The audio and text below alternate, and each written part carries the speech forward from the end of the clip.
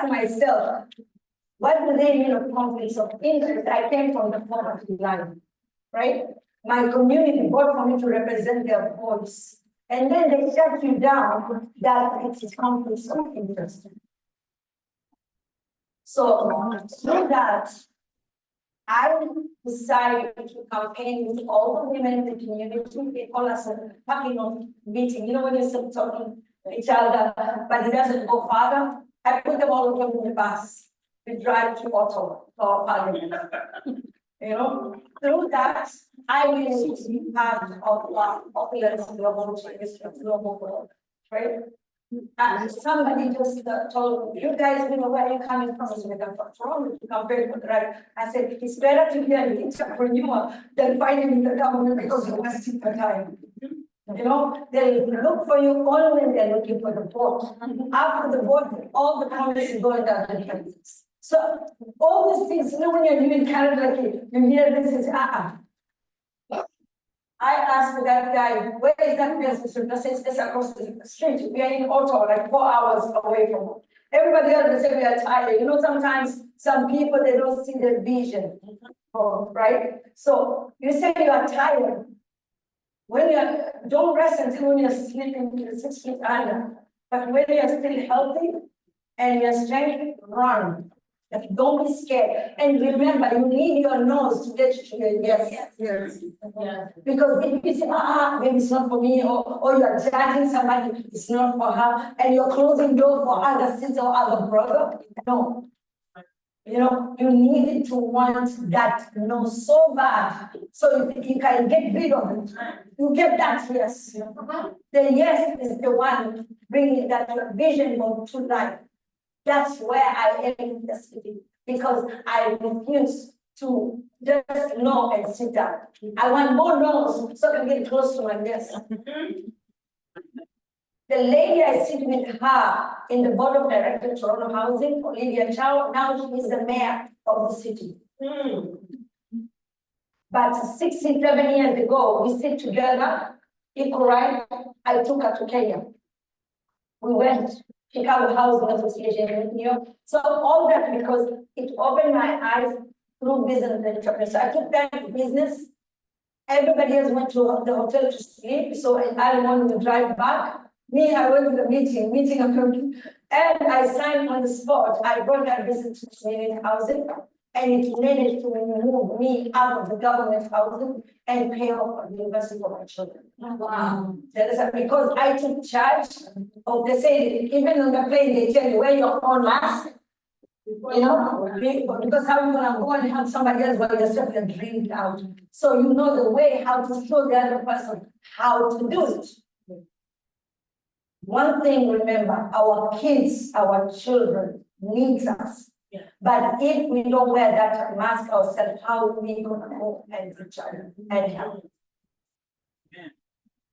For me, not being scared, I managed to help a lot of together as a team. Now, it's not only my strength, it's we are our strength. That's why it drew me to join Awlo, because African women leadership, it can take all the women leadership around the world. I am the president of African for World Women Leading Change in Canada and Pacific, right? But when we took 60 women to Dubai, I see very few of our community in African continent there. I said, I don't belong to this World Women Leading Change. That's why I joined Awlo. African women leading change. That is our strength. We can share the business entrepreneur. Yes. My sister, everybody have a copy of this? Yes. Really?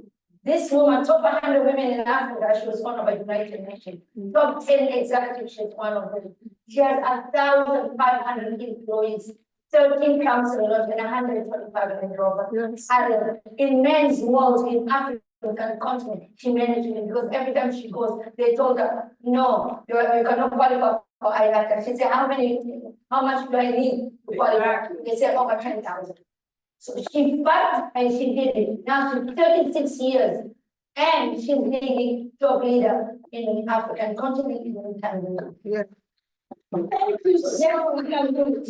Yes, we can. Yes. Awesome. Okay. So now that, Liza, just can you tell us your perspective of this particular topic? Yeah, thank you, Ms. Moderator.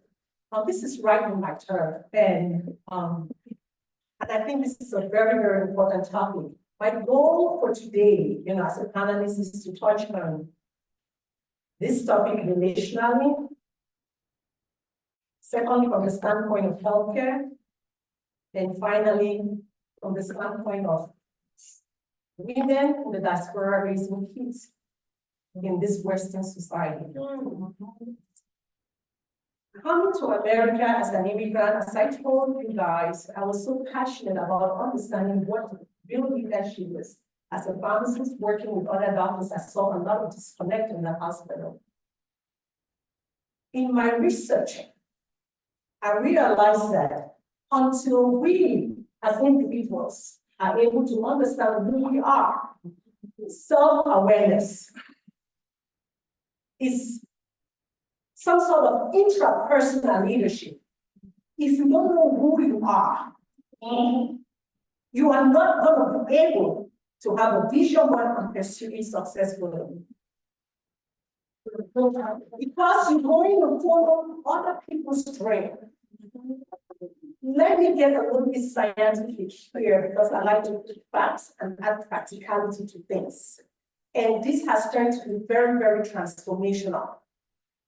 We've gone through so many ages of life: gathering, hunting, farming for sustenance, and then we got into manufacturing and then technology. When technology came, computers started coming in the 70s. What happened there? Knowledge became more available. A lot of people have heard about IQ. Oh, because she has a high IQ, she's going to be very, very successful. But let me tell you something, because now knowledge is more available. A lot of people now are more knowledge workers. Which means your knowledge is not the most exciting thing about you anymore. Good job. Now, if you guys are following, we're in an age called relational age. Yes. And how many of you have heard about relational intelligence? Yes. So when he came in the 80s, everybody said, oh, he's an emotionally intelligent leader. Because that is what the world was looking for. Somebody that will be self-aware, other-aware, have all of these things in place. And what am I trying to tell you? For you to be successful today, I don't care whether you are a man or woman. Yes. We can talk about men taking our jobs all we can. If we do not prepare ourselves to be successful, we're going to be the underdogs, whether we like it or not. I say it as a leadership coach, executive coach, that have coached women and men in fortune companies, and I see the transformation. Once you understand who you are, Absolutely. and you understand the styles of others, everything else falls in place. So now, your IQ, what you learn in school is only account for 4 to 10% of the success in this relational age. People are looking for good experience.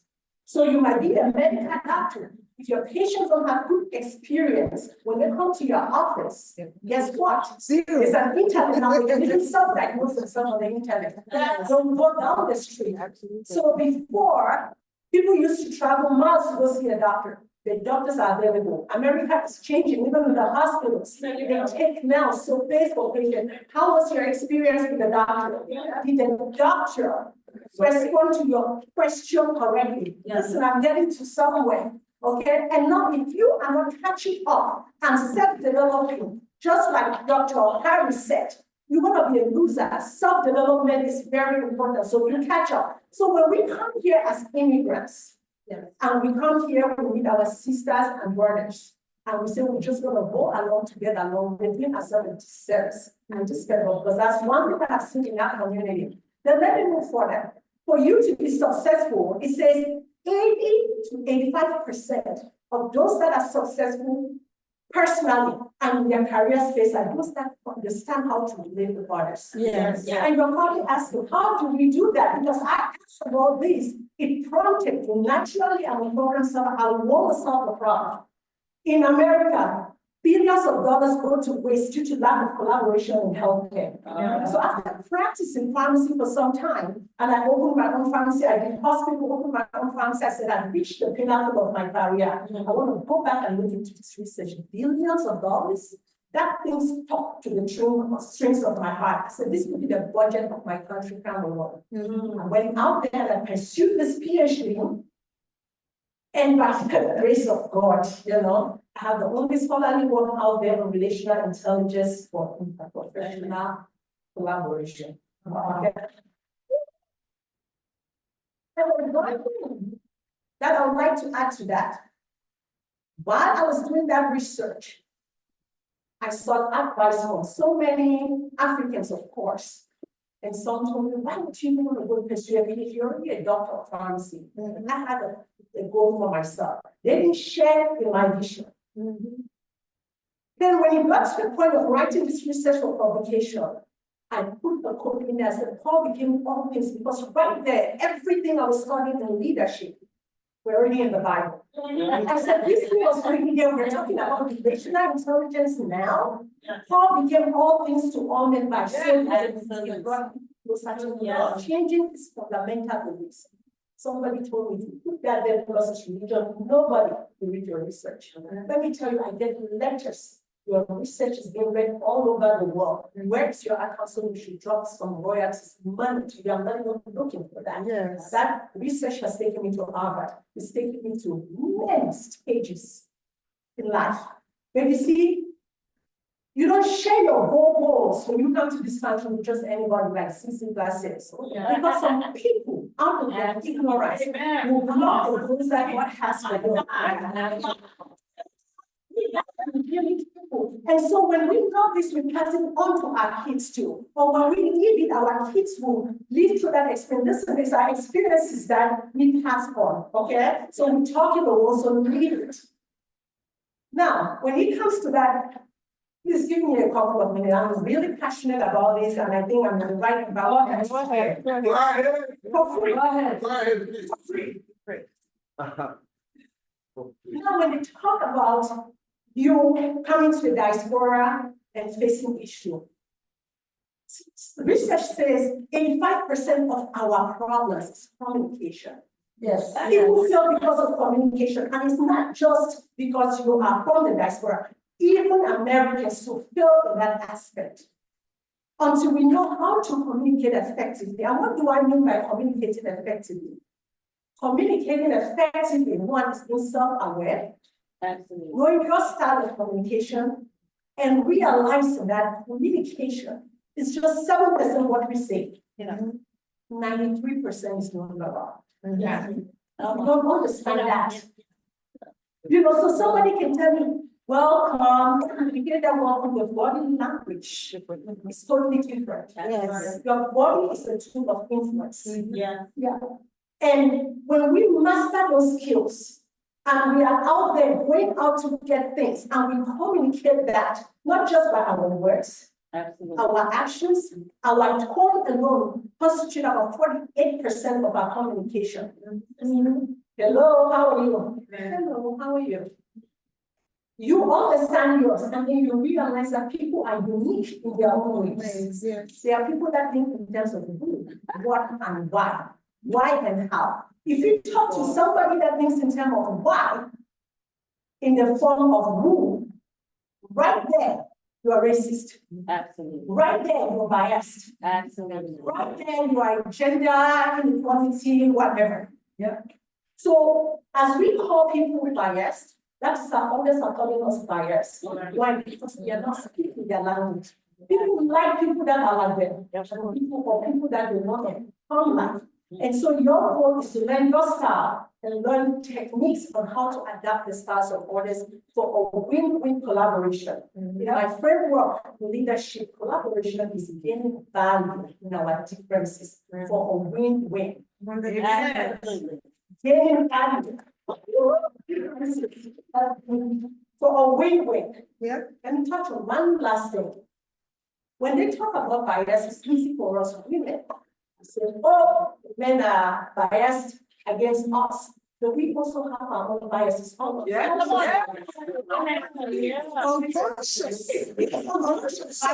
There's something called blame. There's Yes. something called blame, right? Yes. And let me tell you, 90% of the time we're either subconscious or unconscious. Only 10% of the time are we conscious. Yes. When you master the technique of activating your prefrontal cortex and to be in the presence whenever you're doing stuff, a lot of the conflicts we face today you will not even face. 100%. Something. I don't have conflicts to face. Me neither. Choose your battle. Choose your battle. That I was saying this, I don't like this person, I want this, your soul to be. Yeah. If it is just misunderstanding, when you master this skill, you realize that the problems that we have, it's not really problems. They are not really problems. It's due to lack of interpersonal understanding of each other. Yes. So, unconscious bias comes about when you see somebody, it just comes naturally. The first thing that happens, your brain, there's a center in your brain that deletes information, exaggerate, distort it based on your beliefs, based on where you come from, based on your gender. Immediately, you will either feel drawn to that person or push that person away. Look at politics, look at how we fight with each other because people think differently. But let me tell you, in my coaching and training, I train the doctors and train with plenty of doctors from Africa. When they come here, I said, listen, before you get in there, we'll go through the first step of CRV. So you have to first of all be able to challenge your unconscious mind. If not, you marry the wrong person, you will hire the wrong person because you are seeing them through your own lens. Not their lens. You are seeing your own lens and not their lens. When you achieve this level of education and intelligence, collaborative relational intelligence is my leadership framework. It teaches you that, listen, putting myself aside and seeing this person for the purpose that I want him or her to come into this organization. What can they bring that I don't have that we can use for a win-win? Absolutely.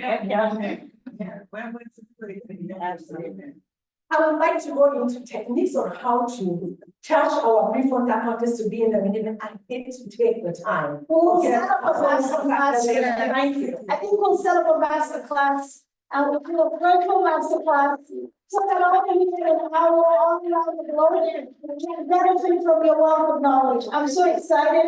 I let her go because I was just listening to her and I was resonating. Earlier I said, I can't read my own bio and introduce myself.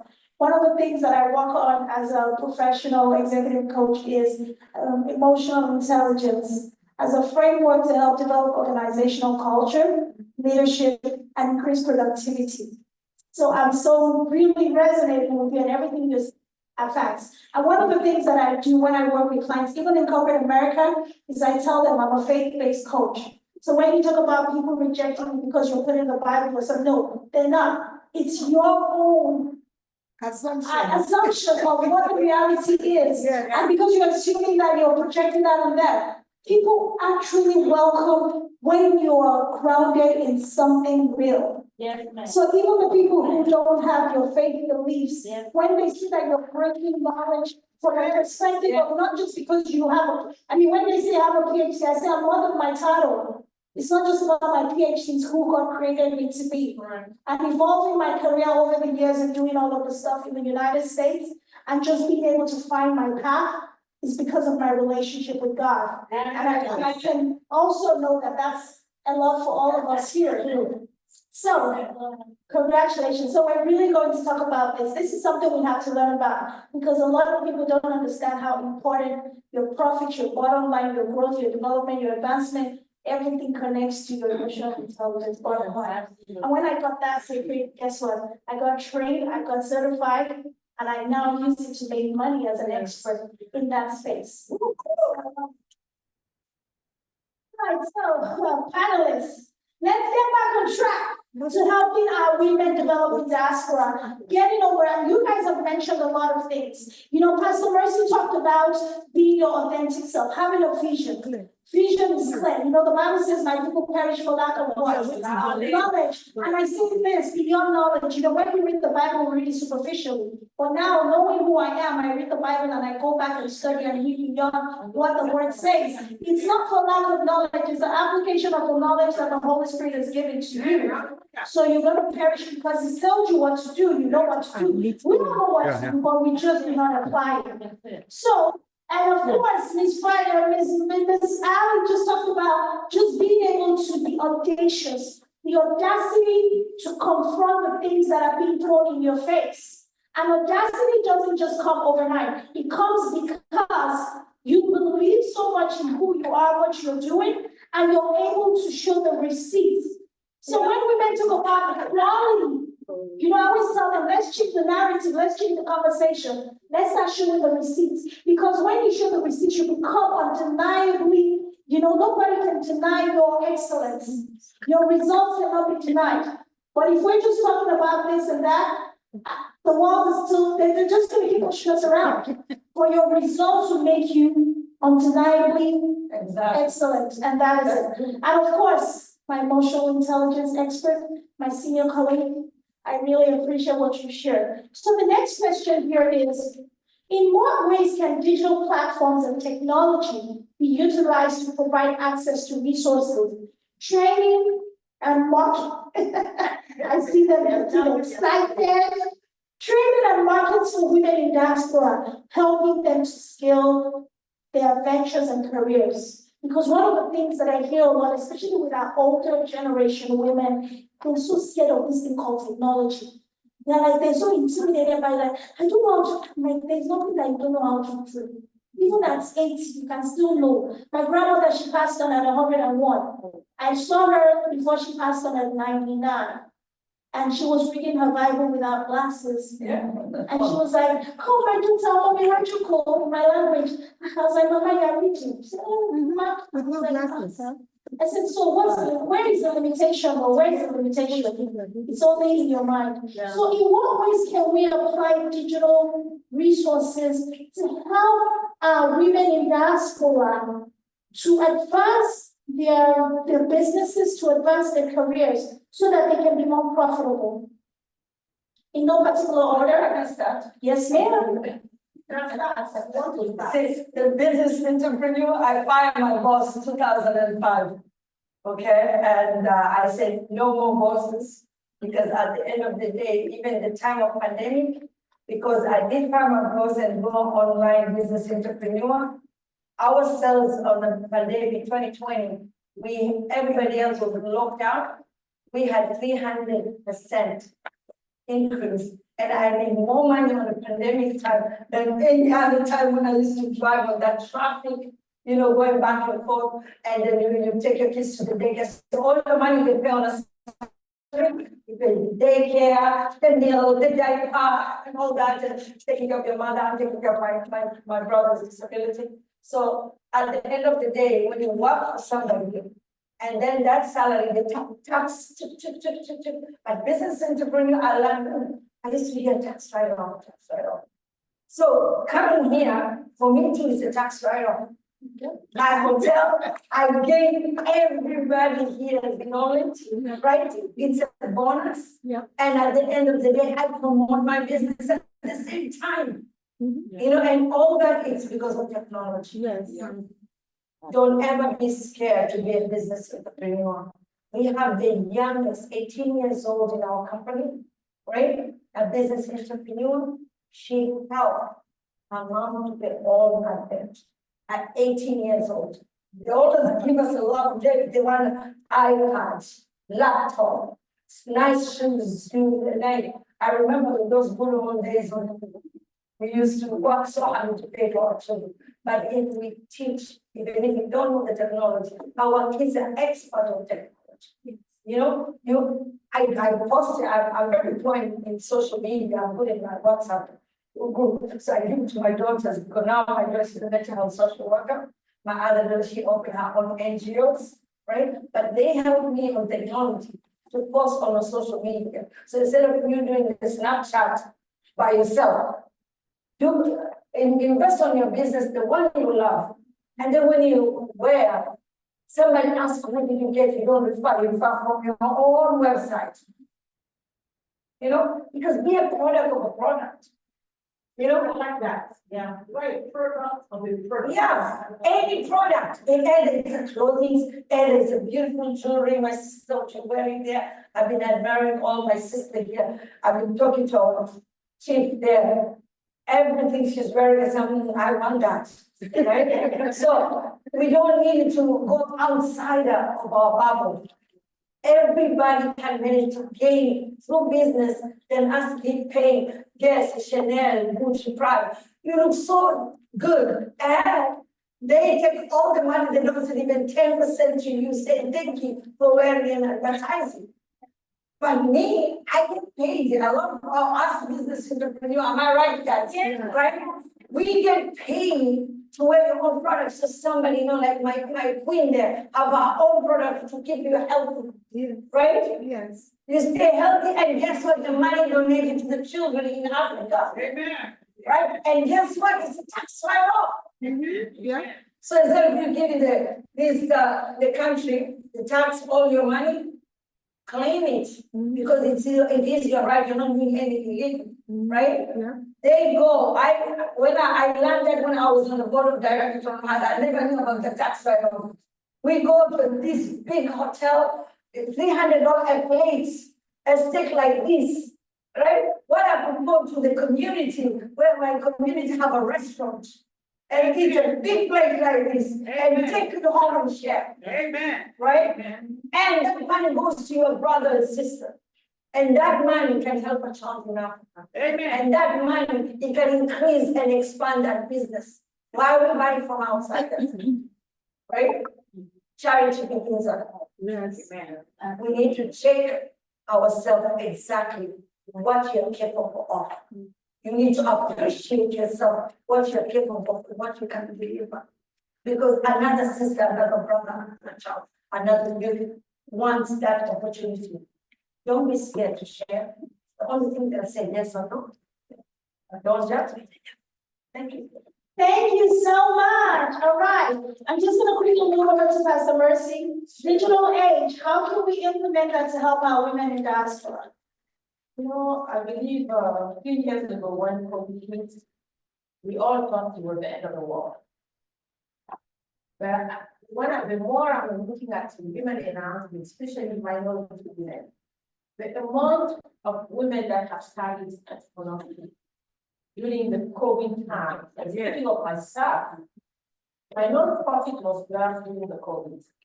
And looking back today, I'm like, wow, it made me to really tell anyone, when you have an idea, let's get started. Yeah. Don't wait. Tomorrow you never come. We have to shut down our church, my husband and I. And meanwhile, we are going through a lot of turmoil in my marriage. We moved out of the house for 6 months. And one morning, after doing my devotion, I'm hearing the Holy Spirit telling me, start preaching online. I thought, oh no, I'm not doing that. Because right now, my marriage is, nothing is working. And in the midst of nothing is working, he's telling me start preaching. I fought the idea for a couple of weeks and finally decided to start in my living room. Believe me, because I'm from a master background, but when I start, people start connecting. And from there, within few months, the Lord gave me the inspiration to start the nonprofit, to share my life experience. Because many people ask me, especially women, the diaspora, how have you been able to get to that level internationally?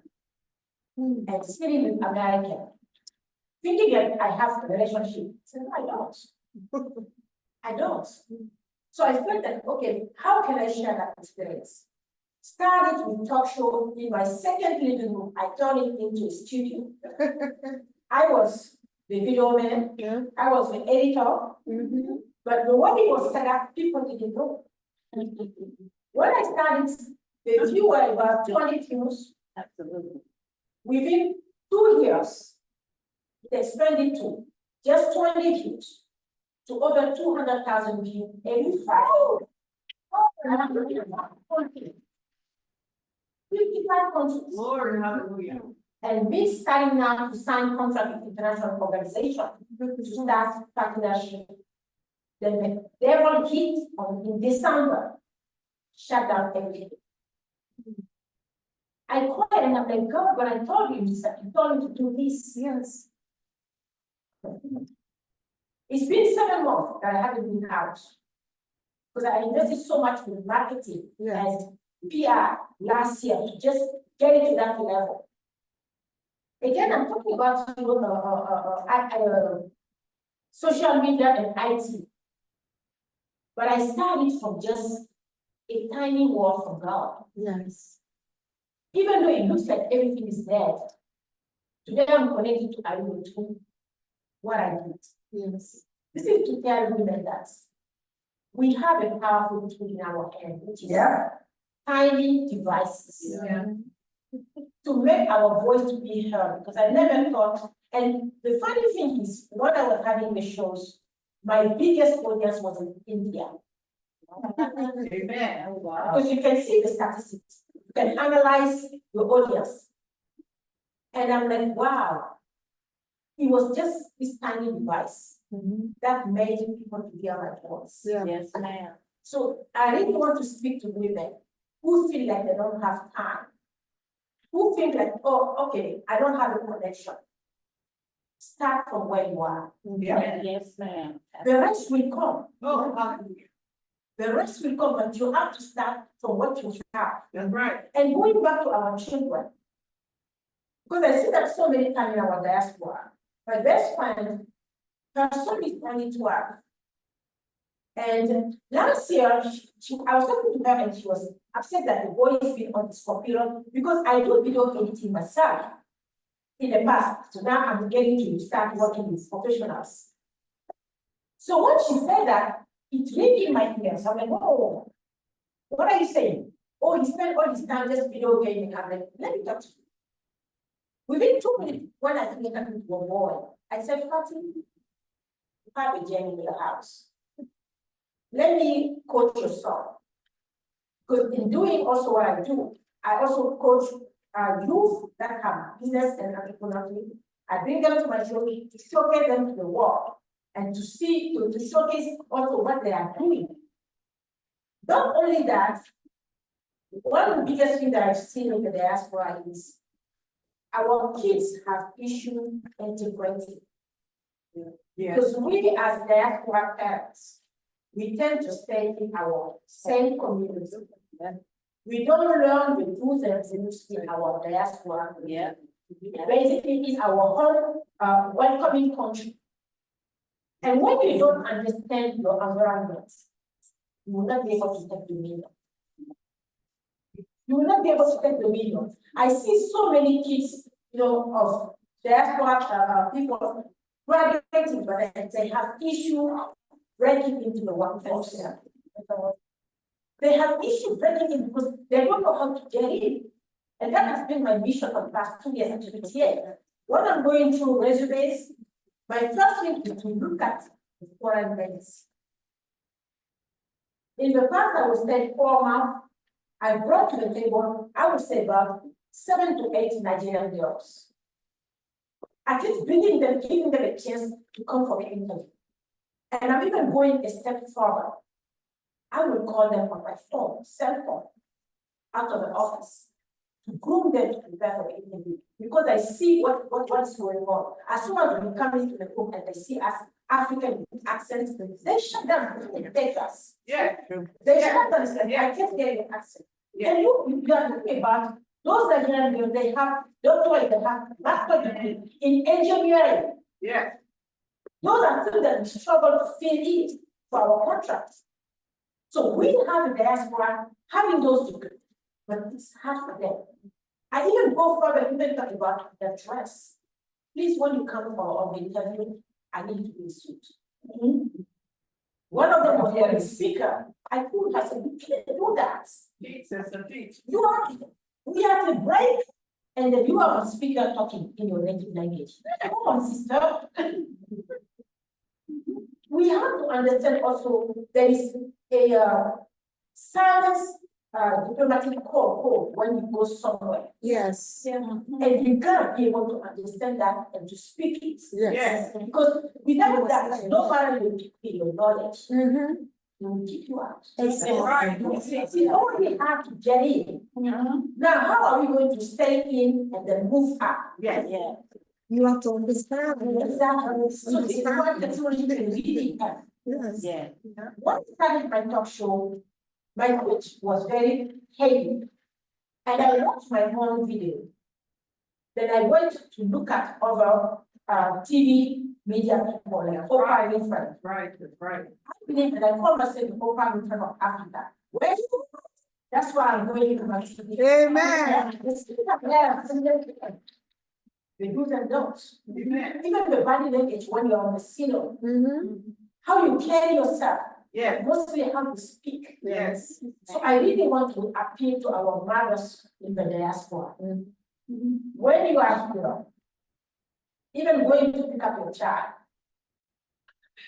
it is great when you are home to feed yourself, but don't go pick up your child looking ragged. Let's just say it. Because sometimes our children suffer from that. That's right. Yes. So the only kids laugh at them, Mm-hmm. oh, monkey. Yeah. Because of us, the mother, showing up at school, not looking good. Yeah. But next time I work in the office, I mean from home, when I go pick up my son, I put my suit on. Come on. I put my suit on to go pick him up. I agree. Mm-hmm. Not only that, be present also in your kids' life, because I really want to burn into this. Yeah. But therefore, women, we get so focused on making money. Forget home. To send to Africa, to build big houses in Africa, you don't even live there. And our children, we don't focus on them. Absolutely. Give them platform. When we spend thousands into outfit, and then this summer, my son went to engineering classes at UTA. They had the kids at summer camp, STEM class of hundreds of kids.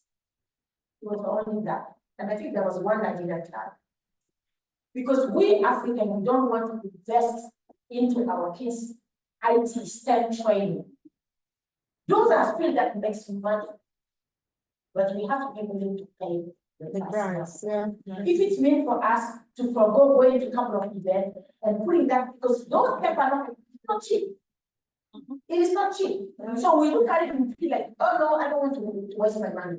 But let's be mindful. So I wanted to cover us, but also our children, because they're our voice. They were born here. We gotta make it easier for them to be fully American or wherever they are, Canada or whichever country it is. Amen. Thank you so much. Thank you so much. I have a hard time summarizing these ladies. There's too many gems. I hope you're taking notes. I hope you're taking notes. So you know what we said, and I said, your journals, your notebooks, everything gotta be out, because you have to be taking notes. Because some of these gems, that's why we're here. And you know, they just dropping it for free. Come on now. Yeah. Come on now. Wow, thank you. Great presentation from my two colleagues here, Pastor Messi. You hit the hammer on the nail. Because I'm not going to talk about some topics when it comes to kids in the diaspora, because we touch on some very important topics there. Let's take all of what you said and kind of try to digest it. But I'm gonna touch on two areas. I'm gonna add, piggyback on what she just said, and then switch to healthcare. For step parents from the diaspora, can you please stop telling your daughters, your sons, to call everybody in the African community into uncle? Can we please stop that? We need our kids to intermarry. When you start making them to feel that they are all cousins and uncles and sisters and whatever, and that mothers and aunties, somebody that you don't even know, Ghanaian, introducing her daughter to her Cameroonian friend as that's your auntie. Subconsciously, it registers in that child's mind that this is my auntie. And so that desire to even intermarry is not there. I am really concerned about the next generation. I don't know about you. I tell a lot of people, I have plenty of degrees behind my back, plenty of things to show for, but what keeps me awake at night? What about the next generation? And it is a horrible thing for you not to know your identity. Are we taking our kids back to their roots? Are we taking our kids back to their roots? That is why I respect and I honor voices like that of our mother, Dr. Arikana. Yeah.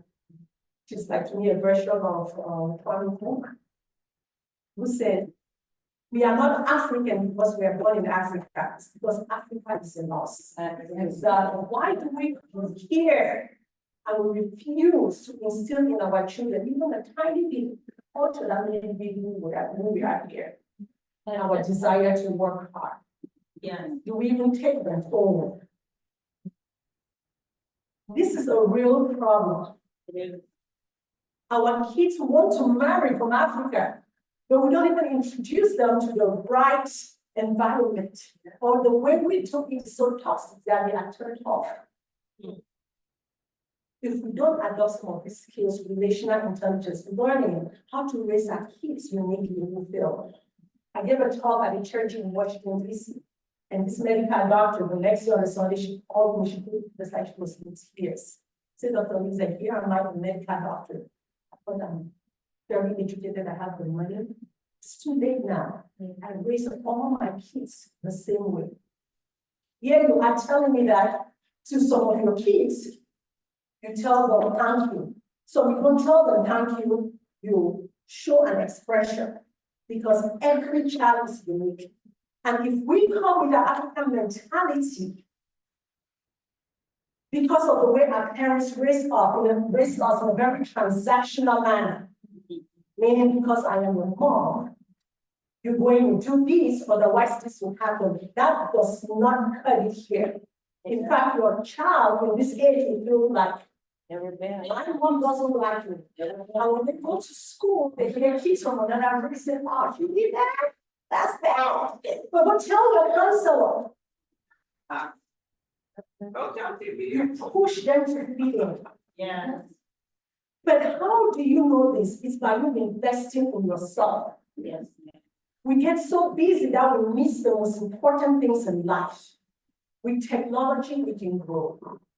We can self-develop ourselves. We can get programs online now to grow ourselves, to understand the society that we are in.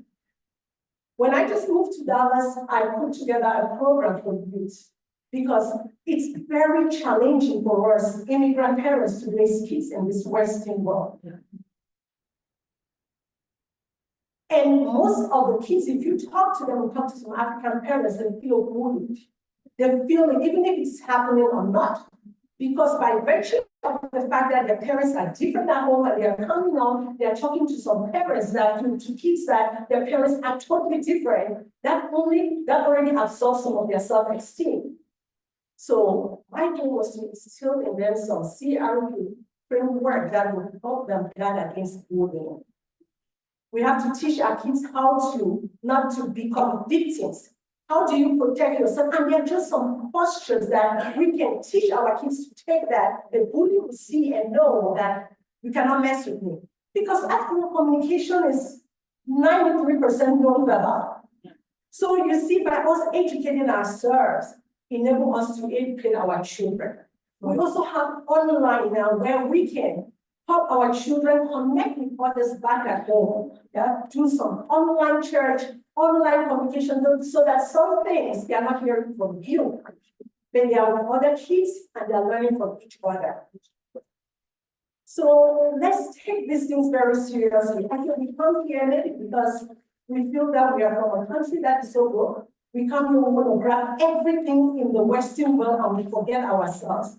Otherwise, why would we train our kids to call others auntie, and yet we want to adopt everything else about Americans don't train their kids to call anybody small auntie, call them by your first name. There's that distinction, you know? So we have to really be very careful on that. Now, switching to using digital platform to grow ourselves in the business world. Wow. So for the past 2 years, I've been working on a very big project. Naturally, I like to solve problems because I feel like we spend so much energy criticizing those that are in power, those that are supposed to do stuff for us in Africa. And that energy, we can take it and put it towards something good. Yes. And in that process, I decided to make a mental boundary. I have decided that if I meet an African that wants to criticize their government, before I listen to them, I would like to know what they have done to contribute. You have to earn the right to be able to criticize anything or anybody. Right. It does not mean that criticism is bad. There's something called constructive criticism. Unfortunately, most of us, we embark on destructive criticism. And that kind of mindset will be very thwarted, even in our children, about where we come from. And then we come and go on the ideas of the Western world, forgetting that sometimes some of the things that we have is even better than what we're trying to get out there. Yeah. Now there's technology. I'm in healthcare, my husband is in healthcare. There are great things happening in Africa, right? But there are great things happening in the medical field. I am so humbled to share that not only have we recently launched what they call the CRO Precision Medicine Clinic, which is virtual, and you might be wondering what's precision medicine. I don't know how many of you are familiar with pharmacogenomics. Pharmacogenomics, from a pharmacist standpoint, is where the doctor prescribes you a medication that rhymes with your gene. That is precise for you, because a doctor can prescribe lisinopril for you, and it works for A because of how their body metabolizes and all that. But for B, it will not work the same. So generally, right now in healthcare, what is happening is try and error. Yeah. Try and error. Absolutely. You know, adverse events is the third leading cause of hospitalization in America. And so this is getting crowds in America. And as an African, I'm like, we don't have to wait to jump into the game. How do we take it back to Africa? Now you can do a lot of stuff remotely. I see people on 20 medications, and after they go through their pharmacogenomics testing and they sit with the pharmacogenomic pharmacist, they're down on 5. Not only that, they get better because we have lots of side effects because that specificity is not there. But taking it further is root cause analysis and functional medicine. My husband is family medicine specialized in functional medicine. Let me tell you how this two go hand in hand.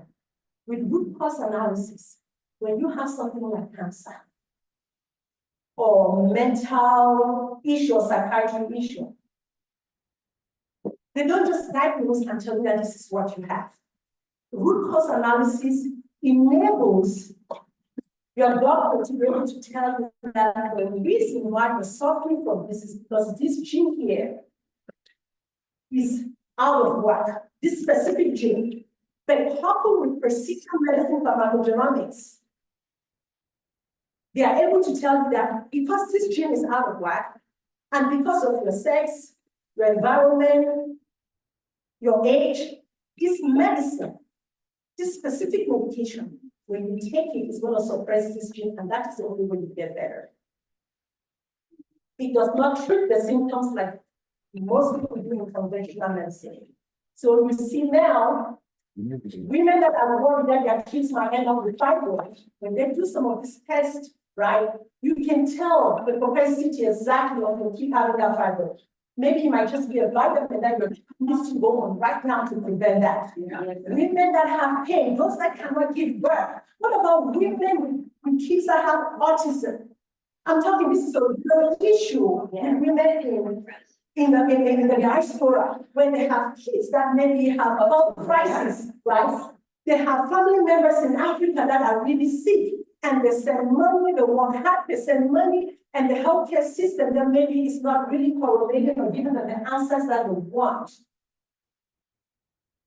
We have an opportunity to be able to start using this new type of technology. I always tell people in this relational age, knowledge, the right kind of knowledge is both a currency and a commodity, and a cost. So when you take this kind of knowledge, you start researching,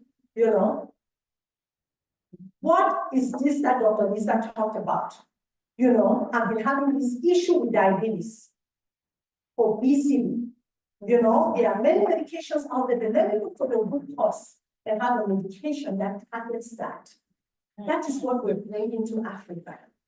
As a matter of fact, I opened my calendar this week, 30 minutes for free for everybody that wants to talk about this issue.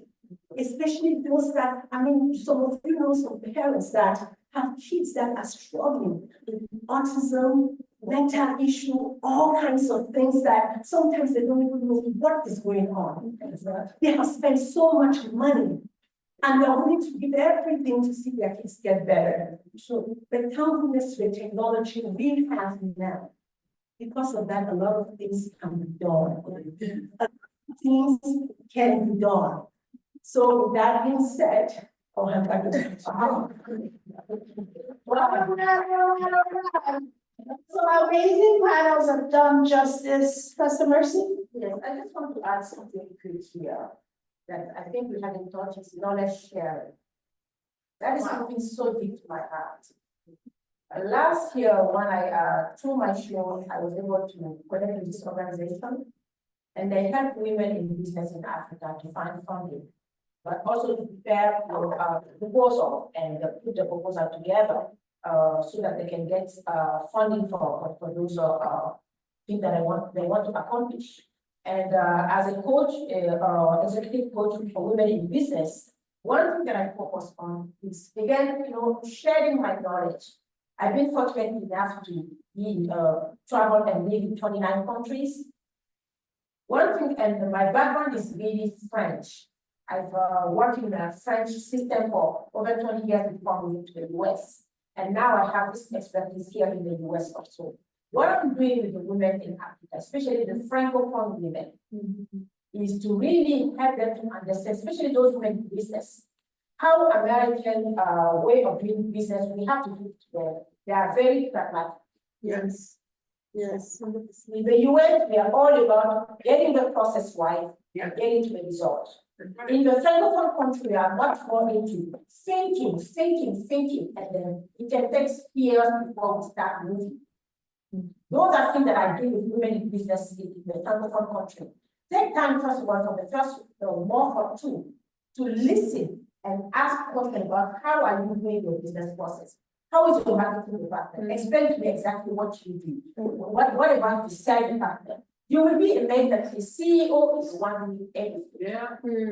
So of course she doesn't have time to go seek for new contracts. And I'm like, sweetie, number one, we're gonna first of all standardize the process.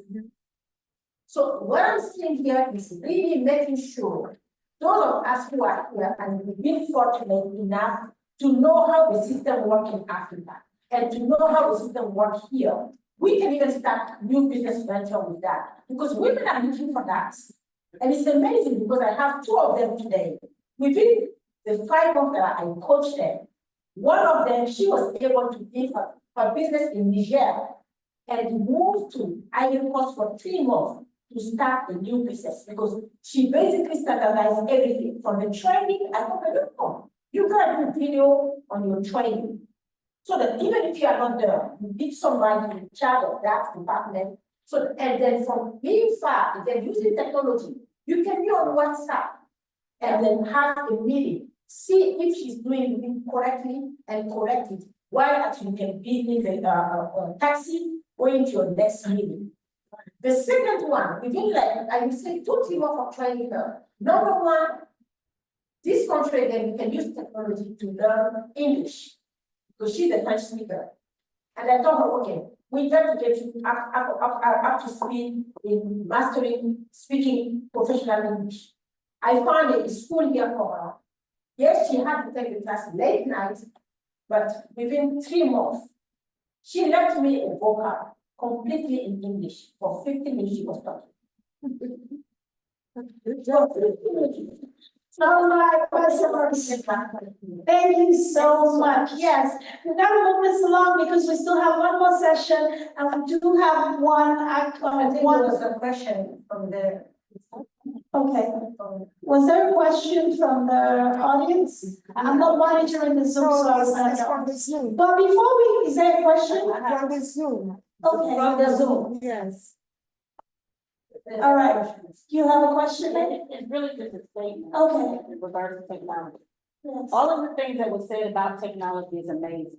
But one thing that we also have to look at when it comes to technology. Technology, if you're not careful, it takes away common sense. Because there's so much technology being pushed into our children that they don't even want to learn mathematics on their own without a calculator. You know, so we have to also make sure that as we're teaching the elevation of technology, that we're also teaching how to be independent of technology. Balance it out. Yes, so it's very important for us to be able to balance it out. Do you, is that, I'm not sure. What's that?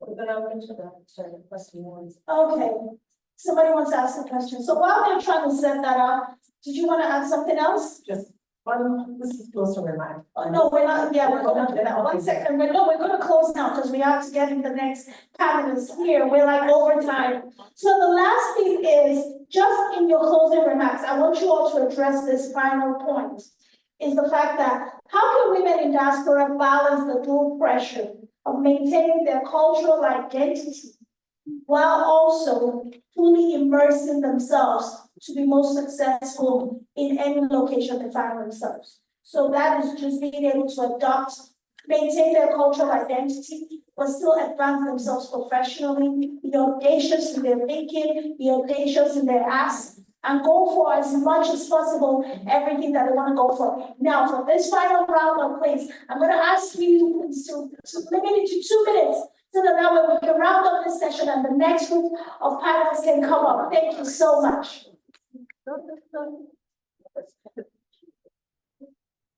Yeah, we can go. Yes, ma'am. All right, for the, I always say we have to have a solution, you know, like with all the discussion and everything. What are the solutions? The solution is, first of all, you yourself there as our amazing MC, you already represent exactly the solution. Like you speak the English very well, you can represent to the audience very well. You dress up to kill, you know. Everything you have means you already represent yourself proper, right? And you are North American and you didn't forget your culture, right? So means again, you go back to product for product, right? And at the end of the day, I'm part of African Union 60 region, which is all of us, and they're on the audience too on Zoom. It is an umbrella where it supports Awlo, like everybody who has something to bring back to Africa. Like it's on all, like the United Nations. So it is the government of our African nation. It is something which what you have right now, I am so impressed. It's the first time I hear, right? But all the things you're talking about, I had before, but I didn't know the solution, how we can manage to achieve to. So thanks to Awlo, African Women Leadership Organization, bring us here, and let us all of us to be part of African Union 60 because it needs us to expand so the whole world knows who Awlo is, who individually, our doctors who there, who have everybody have a solution. Because when you're part of it, you put exactly what you have and the world to see, not just on a small group or in our continent. We want the other continent, all the world to see, because everybody needs that solution. So I really appreciate you being here, and I'm looking forward for you to taking this. Thank you so much. All right, now closing that cultural identity, maintaining that and balancing that with professional advancement in diaspora. For women. For me, I see it in four words. Stop. Because in everything that you do, you can get caught up in the day-to-day. So you have, at some point, you have to learn to stop. And from the stopping, you get to reflect. What are your past accomplishments? What do I have to do for the next level? Why do I do this? And also, I believe, Dr. Slightly talked about it, being able to welcome and even ask for criticism, positive feedback. This is why as HR certified professional, I love this. Because this basically helps you to understand yourself where you are at the kairos time in your life. I just turned 50, and I did with this couple of months work. My goodness, it has changed for me taking with this 10 years ago. Because I'm at this point in my life where I feel like we are at the end time, and I gotta get what needs to be done. Yeah. I think it was last week, I went up, it was in my dream, I said, from now on, I'm gonna live as if today is my last day on earth. Meaning that it has to be purposeful. And by reflecting, it helps you to recalibrate. I talked about what I went through in December with this attack on my business.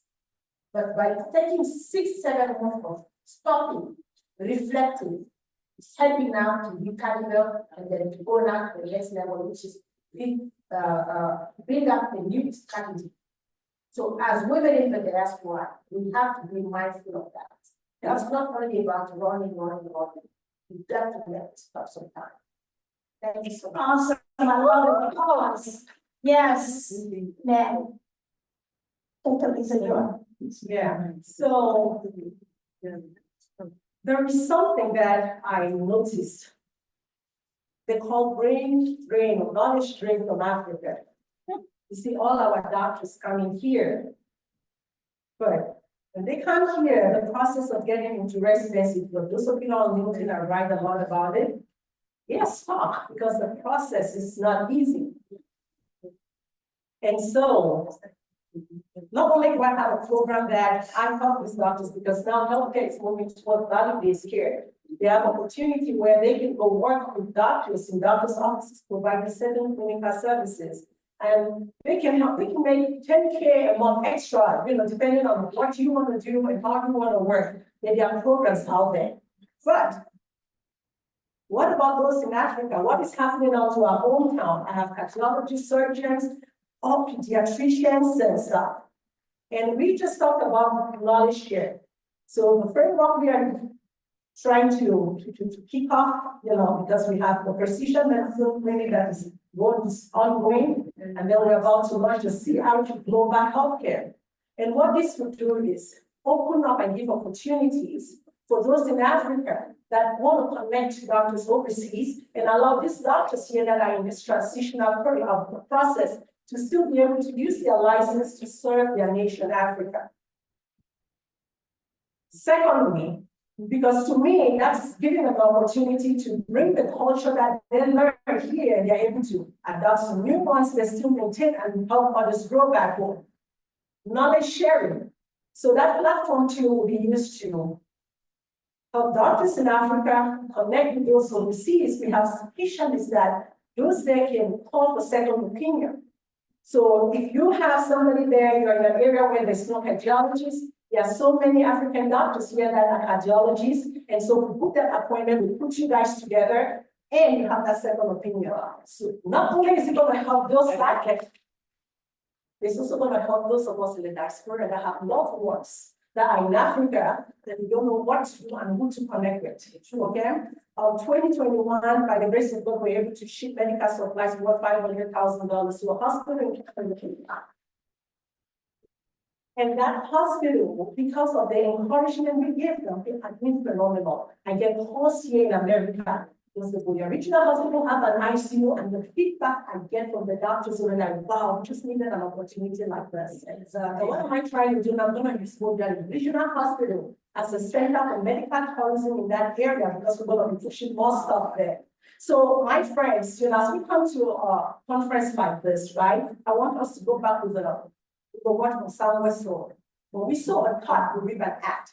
When you saw an act, you reap a habit. When you saw a habit, you reap a character. When you saw a character, you change destinies. What thought are you going to do here with that, being able to change yourself and the destinies of others?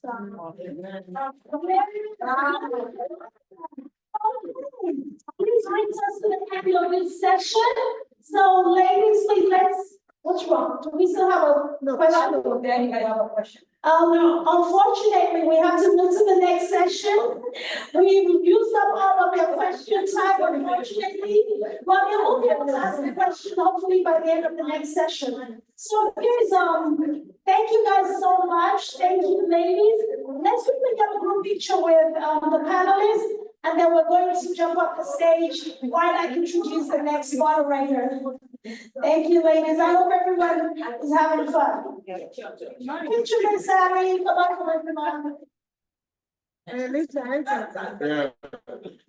on. Yeah, how we doing? I'm a technical.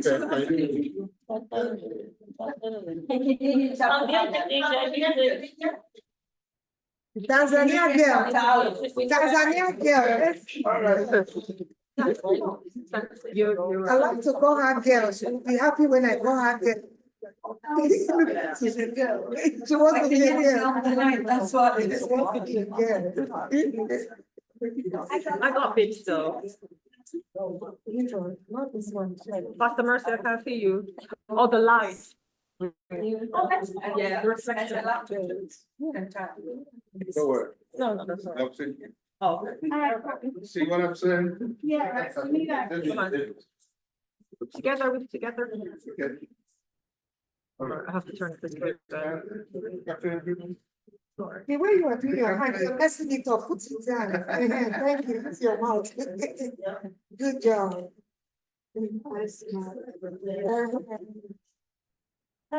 Smile as if not tomorrow.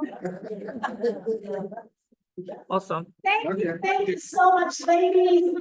Thank you, amazing panel. So sorry, we're gonna move on to the next section very quickly. I'm going to bring up the next moderator. Thank you, Ms.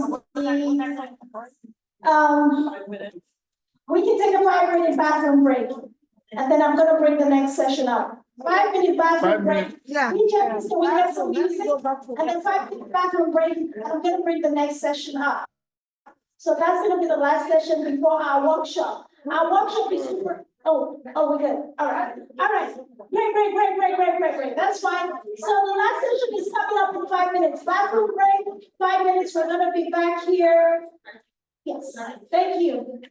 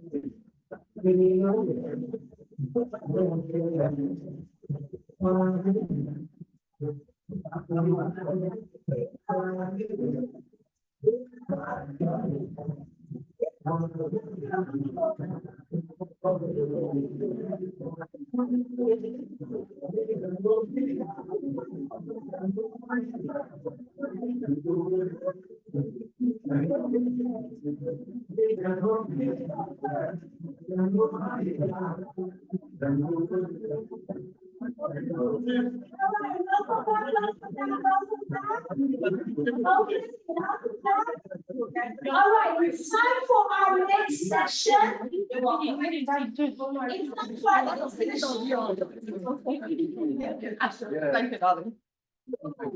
Oh, I'm tired. Yes. Good exercise.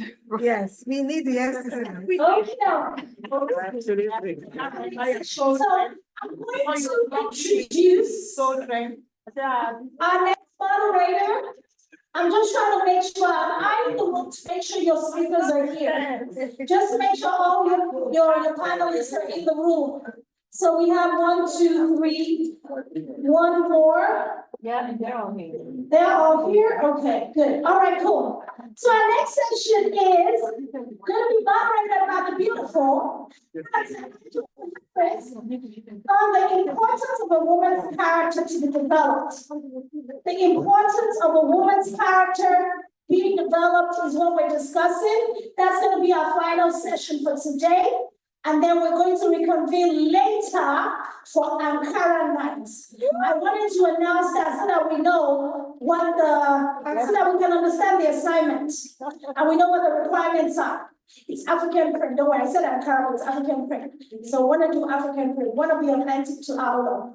So now we're going to be bringing up our moderator, Dr. Angela Harris. Hold on, please, beautiful. I need to introduce you properly. So who is Dr. Angela Harris? She is. What's that? Oh, yes, I need to introduce you. Dr. Angela Harris is the founder and CEO of Black People United Global Network, which is the hub of the rebirth of the Black nation. Her other businesses include Young Bucks Production Entertainment Community in Atlanta, BPU Films Music and Poetry Community, BPU Film Fashion Music Writers and Community Alliance, amongst others. Dr. Harris believes in edutainment. She is the founder of On the Set Film and Music Training Academy, which she wrote the curriculum for the Teachers Focus and Training, where the focus is 9 C's of training. So, ladies and gentlemen, please help me bring to the stage our moderator for this final session for women and how a woman needs to develop herself, Dr. Angela Harris.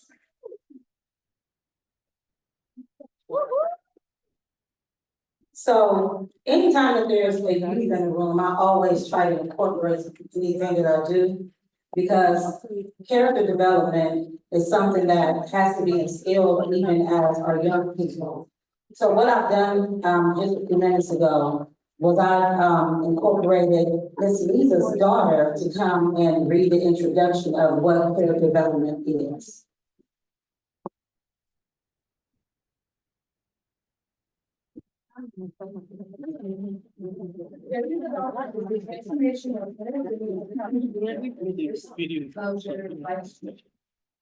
For the mental or moral qualities distinctive. If the story has a character and begins as one sort of person, gradually transmutes into a different story. So a person's response to reading or the film is it safe to say a character is developed from the understand who you are and our characters develop according to how we meet the challenges of life throughout part of life cycle. Life cycle. It consists of traits such as particular ways of thinking, feeling, and acting, which form as we grow through the life, primarily in childhood, but which continue into adulthood. Since the change is often substantive and leading from one personality trait to a diametrically opposite trait, isn't it safe to say that when your character is developed, others receive it at face value? Fully developed characters often have well-defined personalities, actuaries, desires, and conflicts that shape their actions and decisions.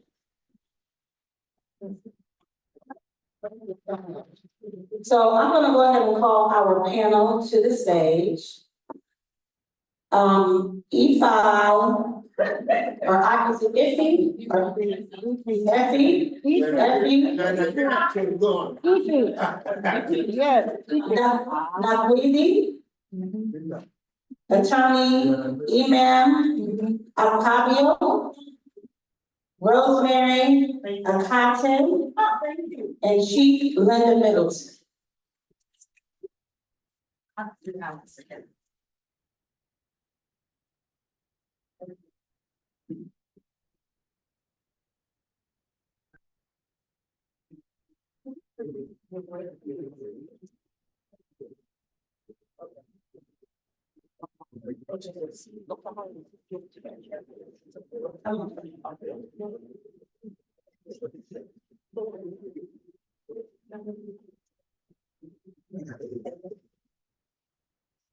So when it comes to, I'm okay. I need to sit. For people. Oh, four. Uh-huh. Sorry. No, I did not do. I'm okay, I'm okay.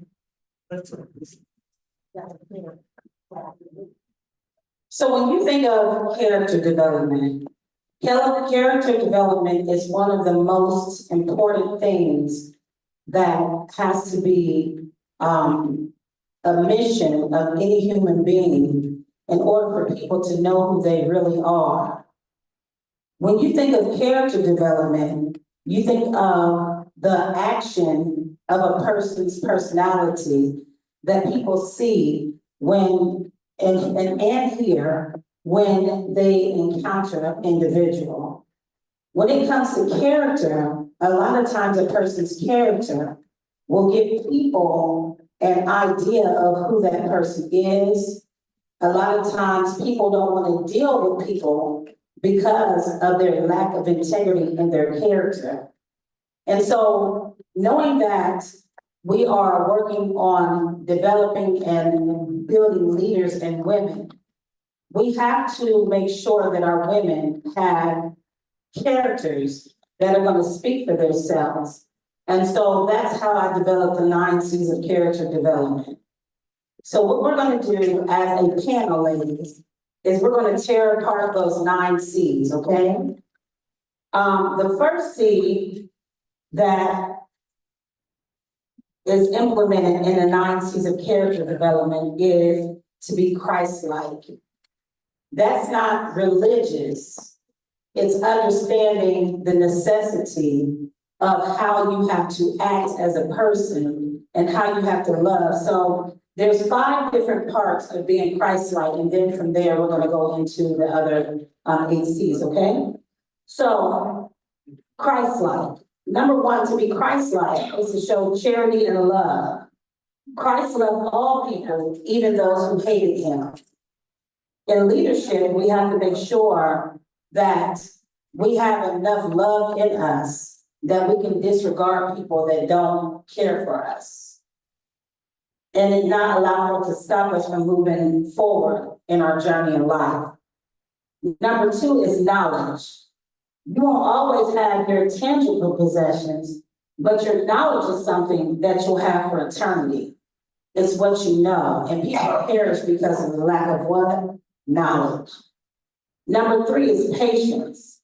Patience is understanding everyone's journey is different.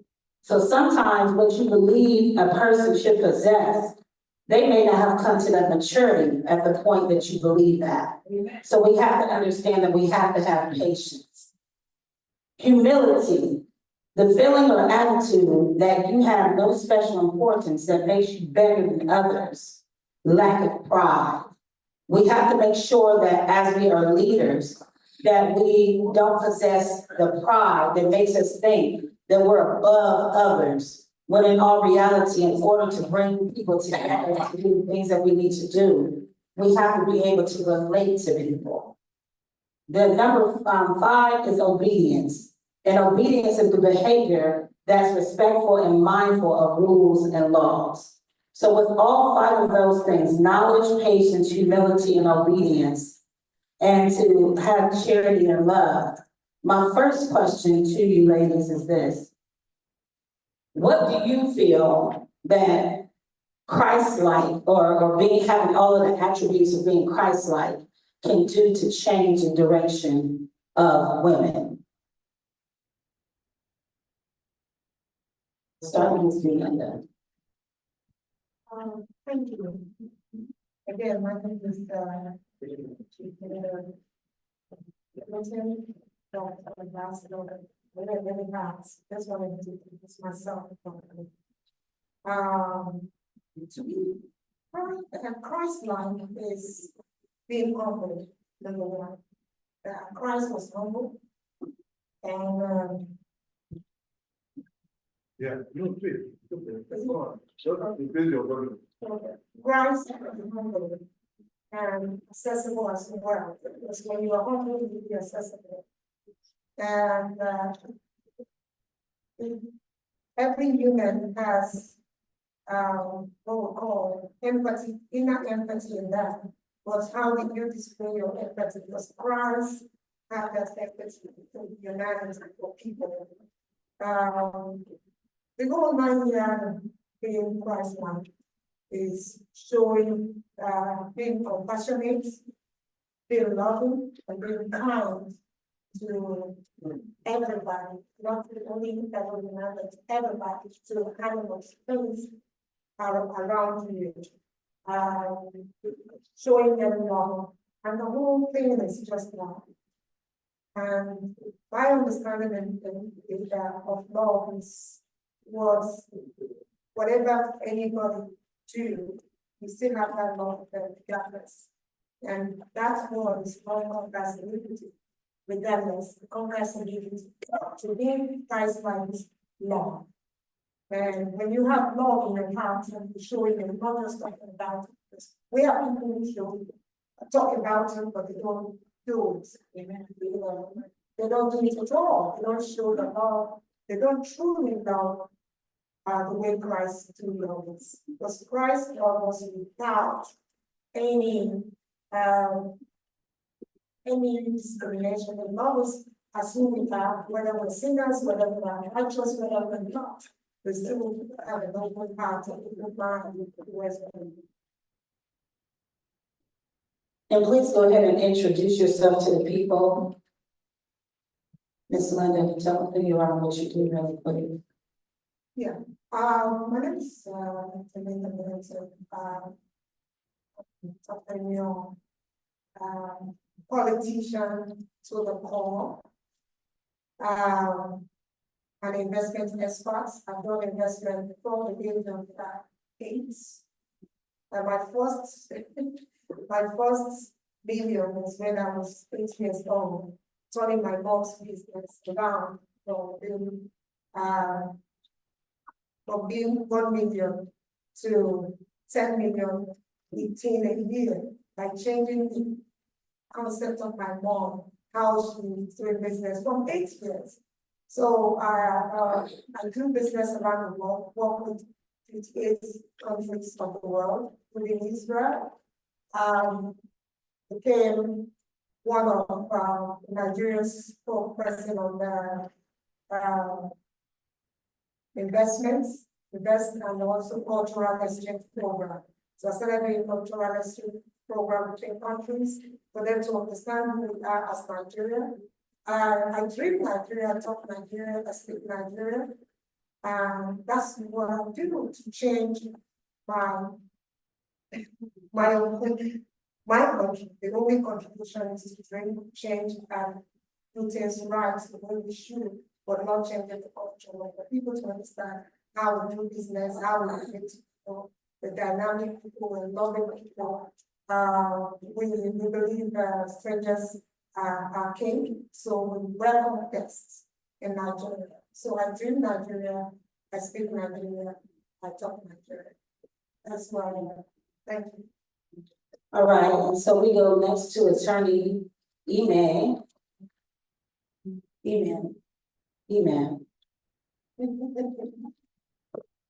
Charity and love, knowledge, patience, humility, and obedience, and then introduce who you are.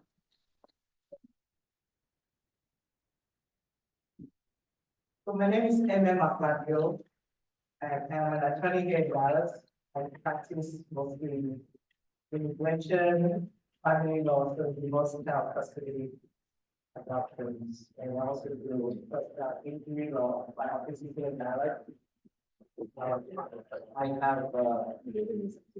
have a very wide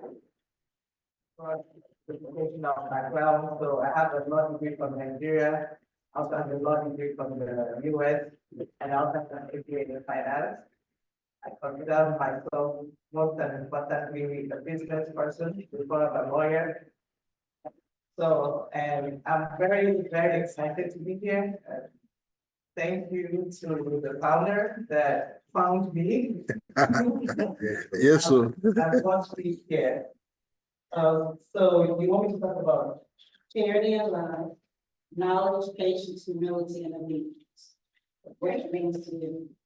So, for me,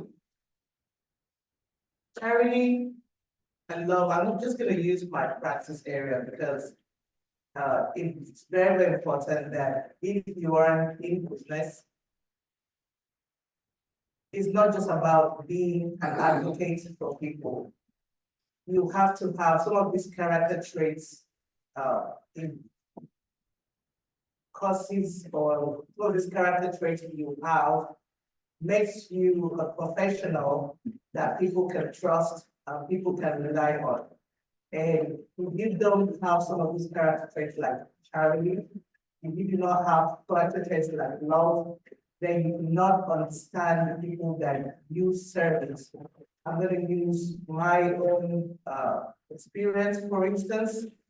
One of the first things that I do when I hire any staff is to invite into them that my clients are my children, my clients and sisters, my clients are my brothers, and that means that you have to treat them the way you would treat your own sister, the way you treat your own family. They are family pretty much, and family love one another. You can't do anything without having charity. That means that there are times that a client will call my office and ask for a consultation. I just cannot afford my consultation fee. So that means that I have a standing order that those clients get at least 15 minutes free phone call with me, at least to understand what they need and how to, or if I cannot help them, I'm able to tell them so they don't just waste their time. Now, how does that help us in society? So it starts with organizations like this. And I remember hearing about Awlo before I even spoke to them. One of the things that a friend of mine who is I think she's the chairperson of Awlo in Lagos. When she told me about Awlo, she said, oh, I joined this organization and it's just about service, it's about leadership, and it's about giving back. And I remember thinking, what a good opportunity, because most of us that are here, we're not here because of what we are necessarily getting from this organization, but it's just an avenue for us to be able to give back. And I believe that's what, when we get to this stage in our lives, we start thinking about how can, okay, we have made the money, we have gotten to a good place financially. Now, how do we give back to the next generation? How do we get others to grow along with us? How do we build attorneys like us? How do we get medical professionals? How do we get pharmacists? How do we get people that are not able to get to where we are? How do we get them to start? How do we get them to grow? And that's all about charity. It's about placing yourselves in organizations like this that gives you a platform to help the next generation. It's about building young women who would not otherwise have these opportunities, and even as young as in their teens, talking to them about character building and career development and things like that. Those are all charity opportunities that we as women need to, if we say that we are women, we want to make changes, we have to impact the generation that are just starting. Absolutely, absolutely. Thank you so much for that. So we've heard from our first two panelists and how they incorporated love and charity into their everyday living. What we're gonna do now is we're gonna go to our next panelist, who is Ife. Iffy. And Iffy, we talked about charity, we talked about love, we talked about the knowledge and patience, humility and obedience. The next thing that we're going to tear apart is consistency. So I want you to answer who you are, and then also talk about consistency, incorporating all of the things of being Christ-like. Thank you so much. My name is the Dominator, and I am a firm believer that we were created to dominate spaces like this. I am a transformational speaker and author of the books, Take the Lead and the Dominator Street. And one of the things I teach in those books is transformation. You cannot be Christ-like until you transform. The Bible says not to conform, but be transformed by the renewing of your mind. A lot of times we focus on the exterior. We're talking about character. A lot of times we're so concerned about our reputation. How do people perceive it? And you have to be bigger on the inside than you are on the outside. Unfortunately, as women, we love to look good, and that's great. But who are you underneath all of that? That's what makes you who you are. That's the essence of who you are. And if we're going to be like Christ, then we have to die to ourselves. Because a lot of us have, not a lot of us, but every one of us, we are all raised to believe one thing, right? To act a certain way, to speak a certain way. And when you decide, because it's a decision, when you decide to follow Christ, and you decide to become a believer, and you decide to become Christ-like, then there are a lot of things that you have to change on the inside of you. Your character being one of the most critical, because without that, you can't really get ahead in life, because your gift can make room for you, but it's your character that will translate into many more years and take you even higher. In terms of consistency, how does that tie to this? Without consistency, you can't build anything. You know, a lot of times we focus on intensity. We want to go hard, but can you go hard for a long time? Which is why I love marathon runners, because your endurance is tested. A lot of people start, coaching or start a business, and after like 2 years, you call them up and you say, hey, what about the business you told me about 2 years ago? And they're like, forget that, because they could not be consistent. So it's one thing to start. And I talk about the starting power versus staying power. Staying power is consistency, because anyone can start it. It's easy to start. There's this excitement that comes with starting something. But when you can do something for 15 years and running, I doff my hat to that, because that is consistency right there. So, yeah.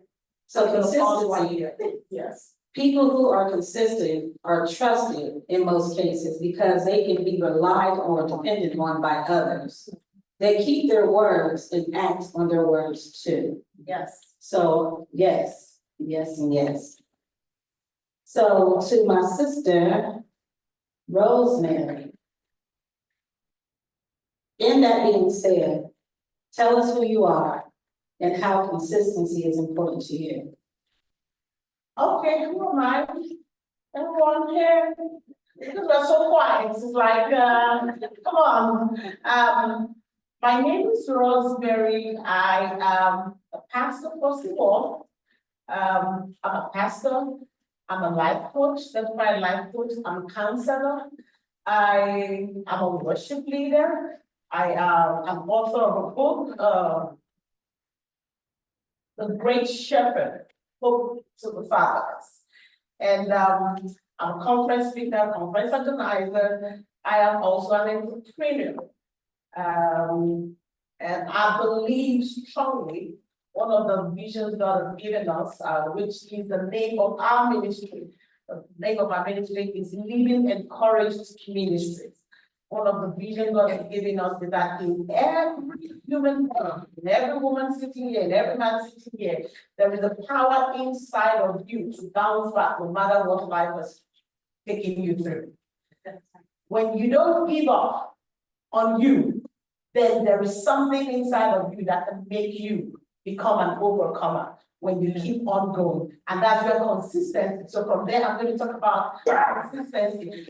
Consistency is so important. It's so important as a character in every human thing. I like, we started with Jesus. Let's talk about Jesus. He was consistent from the beginning. He knew who we were. He knew what he was called to do. And he never deviated from the beginning to the end. Even the Bible says, even when he saw the cross ahead, he saw the pain, he saw what he was going to go through. Even at that point, he said to God, not my will, but thy will. That is what is a mark of someone who is consistent. The hurdles will be there, the discouragement will be there, the naysayers will be there, the people who will be the problem to you will be there. But even when you look at those things, when you know what you are going for, when you know what you've been created for, when you know what you are destined to get, you never give up on it. People who are consistent never give up, even in the face of the hardest hurdles. One of the races I used to love when I was in high school was hurdles. And for some reason, I didn't understand why I loved the hurdles. Hurdle race, and then the long distance race. But these days when I reflect to my days in those times, I realized that I used to feel the people who do the sprint race, that's the 100-meter race, they were lazy people. In my mind, 100 meters, soon you are done. What's that? But when you are able to go 12,000 miles, when you're able to go 15,000 miles, 20,000 miles, you are tired, but you still have to go another lap. You are weak, but you still have to go another lap. You see, the ability to keep going. That makes you the leader that you are meant to be. And I want to say something. When you are consistent, you don't understand who is watching you. You don't know who you are encouraging. Yes. You don't know who you are supporting. David, let's go back to the Bible. Come on, like I said, I'm a pastor. Let's go back to the Bible. David went to a war. He came back with all his military people. The Amalekites, the enemies came, took all their lives, everything away. And guess what? All the military men, the soldiers, the generals, they just came from a victory. Because they came and they had lost everything, they gave up.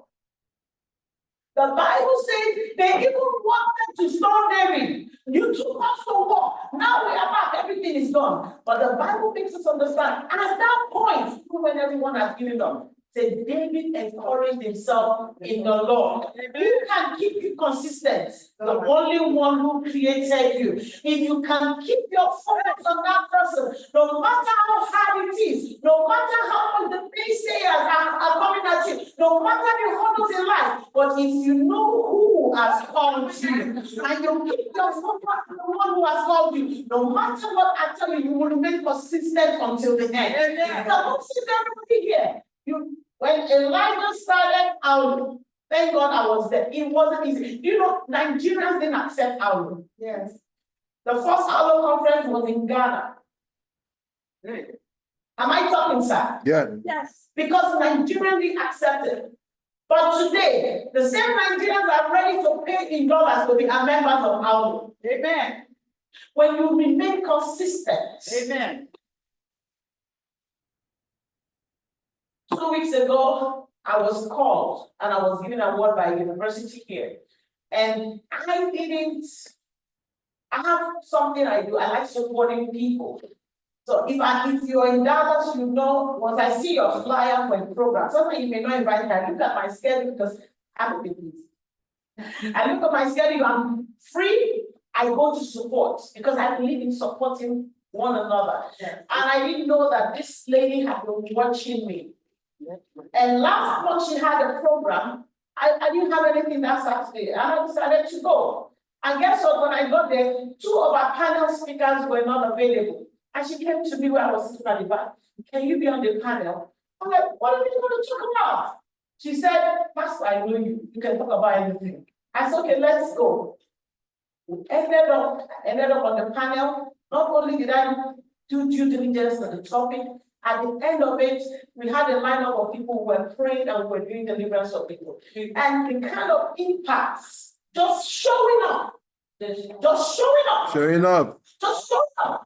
So make the program, people that did not show, I wonder what that program would have been. But she so appreciated it that a month after, she nominated me for an award in the university.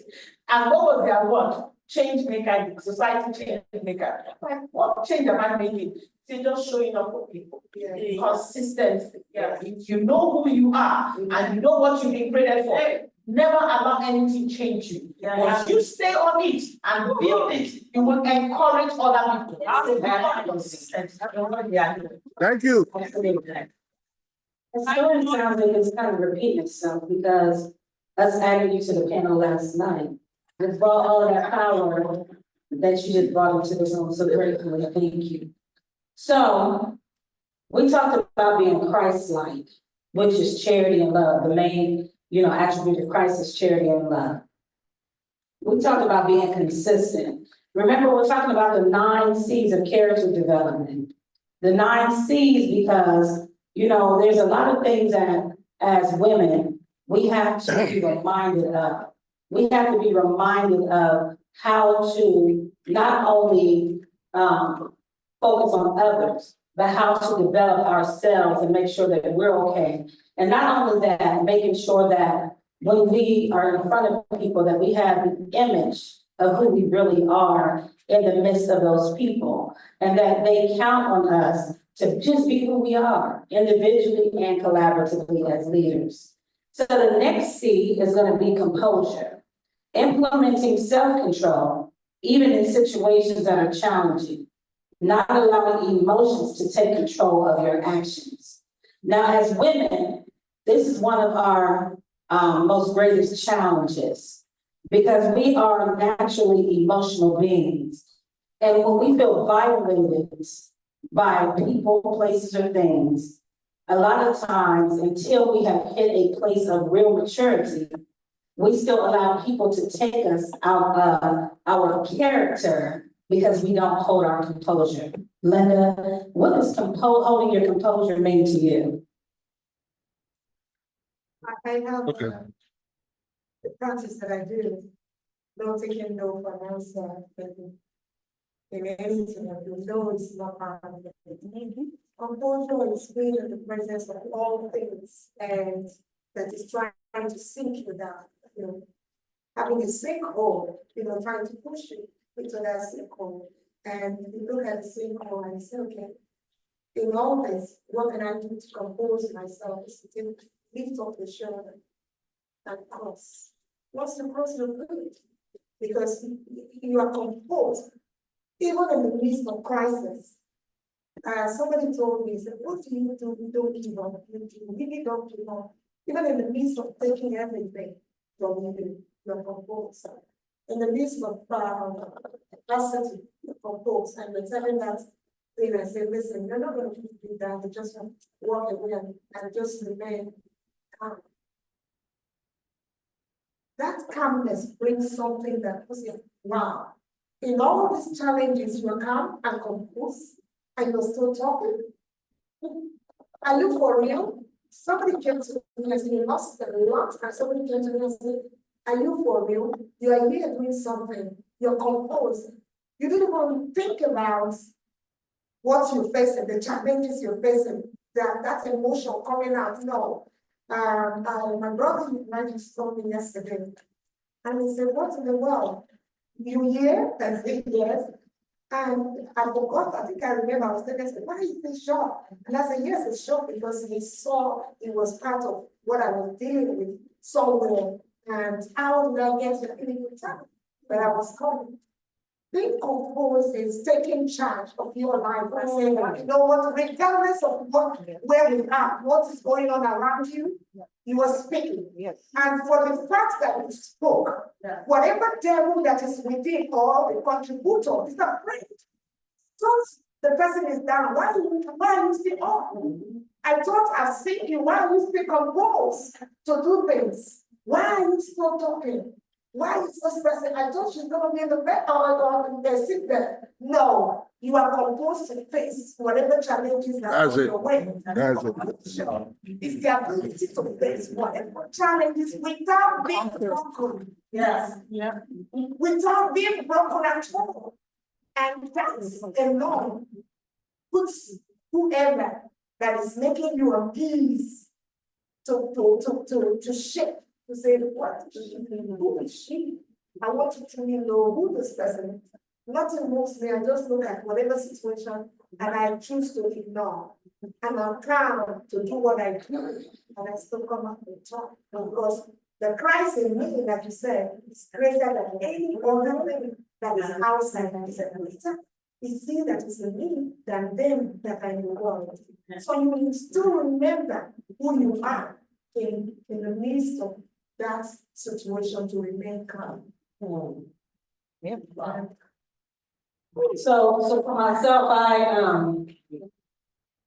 I learned how to just cut things off. A lot of times, when you have to hold your composure, it's not always something that you should do verbally. Sometimes you just have to be silent, because silence is golden in very heated situations. And a lot of times people misunderstand my silence. My silence is to keep my composure and to hold who I am to an upright, instead of allowing for myself to allow for the aggravation of someone else to take me out of my character. And so, with that being said, attorney, when you think about holding your composure, how is it a strength or a weakness in everyday life? So I'm gonna start with an example. So when I first started practicing, my very first trial, I found myself, while arguing my client's case, literally cried. Like another speaker once said, we women, we are emotional beings, and when I'm passionate about a case or a person, sometimes I cry.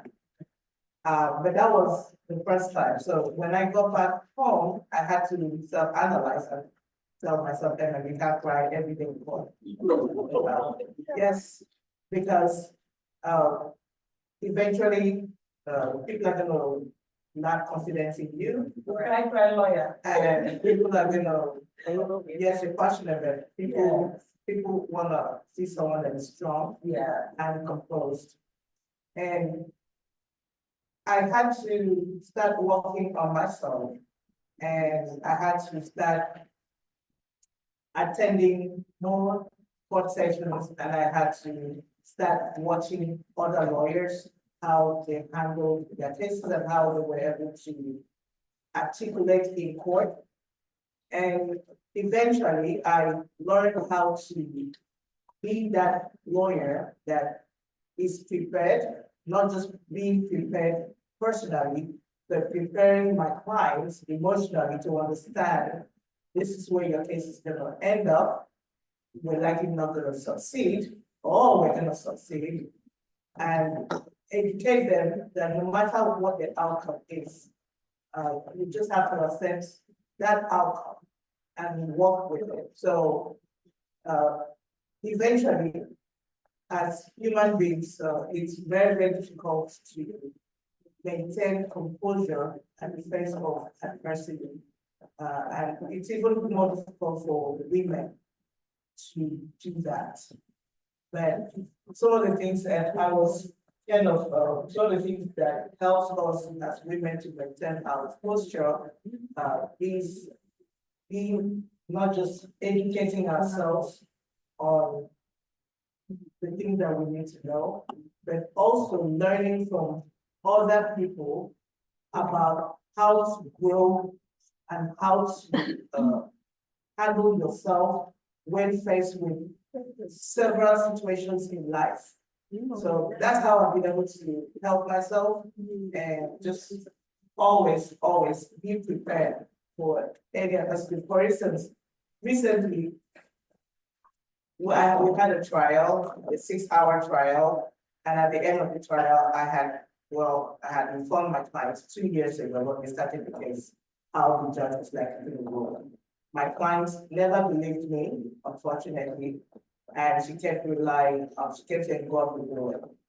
I've explained to my client time and time again, we had to not just do the work, and also trust in God, but we also have to be realistic. So when the ruling came out recently, and it was exactly how I had predicted it, but it doesn't make it any better. And I had to talk to my client. The first thing that I told my client is, I want you to hold your composure, first of all. And I want you to realize that, yes, as a woman, this ruling is not in our favor, but we can get past this. The most important thing we have in life is that you have a platform that you can keep on growing. You have a platform that you can improve on your life past any adversity. And if you understand what you have been given, you can overcome any situation. So that's how we continue to grow despite any challenges that will come across. Absolutely. Thank you for that. We're gonna keep on moving. We are gonna go down to the beautiful, what you say, the dominator? Yeah, the dominator. We are going to talk about being confident. A person who is confident feels sure about their own abilities, qualities, and ideas. What is the difference between confidence and arrogance? That's good. That's really good. I would say confidence is knowing who you are and being comfortable in who God has made you to be, right? I define myself as a dominator because I dominate circumstances, not people. Actually, I always try to correct people when they think about that. Dominating people will be arrogant, right? Yeah. God did not create to dominate anything that we, God created you to dominion over what He created, the things that He created.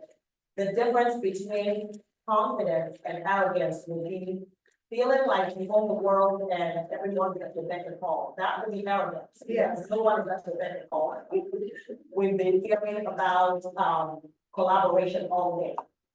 We're supposed to work together and not oppose one another. So confidence is knowing that this is who I am. But at the same time, I am also cognizant that you are a dominator in your own right, right? And not feel threatened by what you bring to the table. We're women from all walks of life, you know? So we don't have to feel threatened by what we've accomplished or who we are. Collaboration is the key. And knowing that you don't have to, you don't have to sell yourself short, and you don't have to diminish another person's accomplishment because you want to feel good. It's just focusing on who God has made you to be and be okay with that. That's confidence. Very, very good.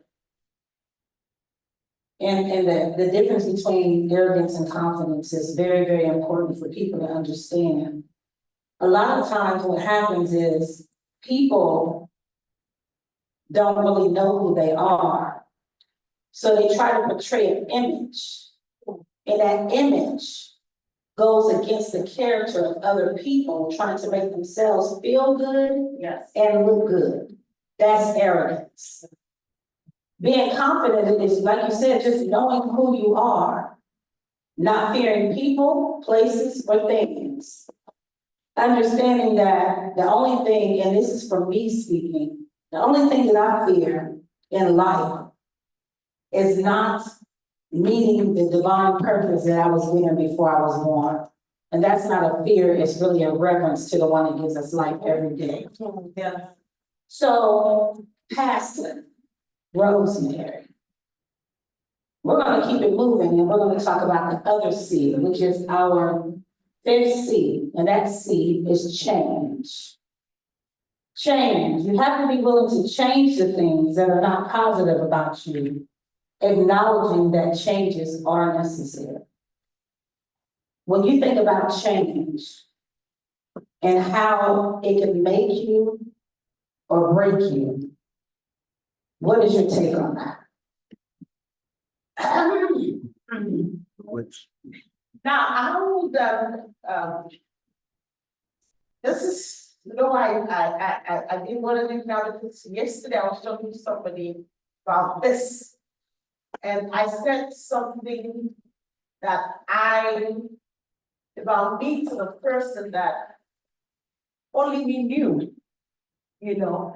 People know the Rosemary pastor, the always smile the Rosemary, the always playing Rosemary. But I used to be a very, very proud person. You know, growing up, I grew up with a mother who is still the meaning of beautiful, your intelligence. So I had that behind my mind that I'm a beautiful woman. And I grew up being cocky about my beauty. And added to the beauty was intelligence. So I can walk into any spirit and I will have good conversation with anybody, no matter how you are in whatever circumstance. And because I devour knowledge. I don't know if you understand what I mean. I love knowledge and I keep acquiring knowledge. My daughter asked me, when will you stop? I have a doctorate, but I still want to go for more. And they're like, after a doctorate, I said, yeah, because I love knowledge. So that's, for me, made me so proud. And then I remember one time in my life, the Lord opened my eyes to see who I was. Absolutely.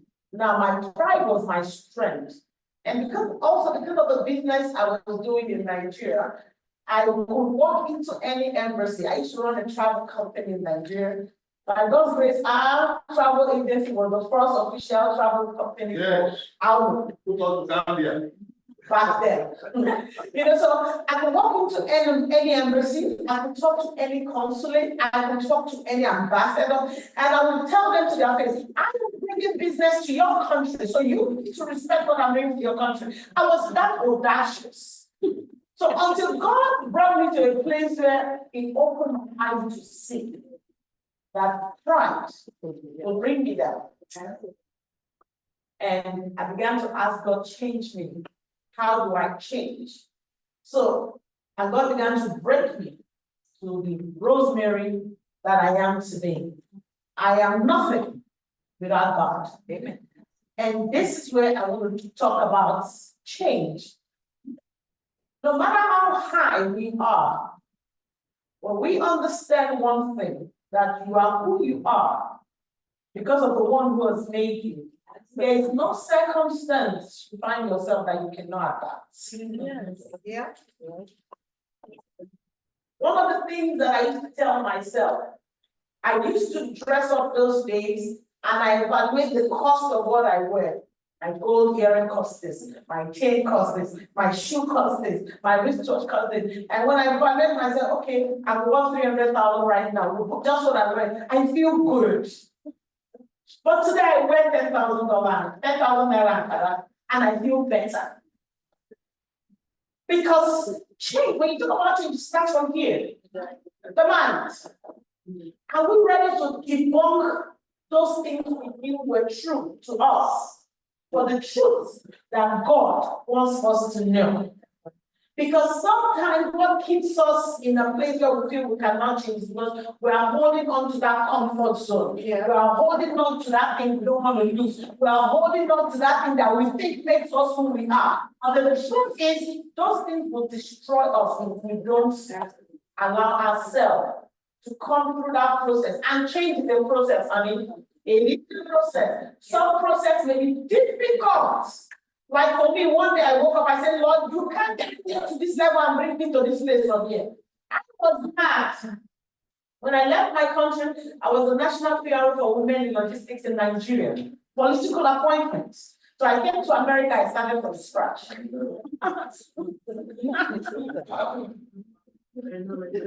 I remember one day waking up, I said, Lord, you must be a mean God.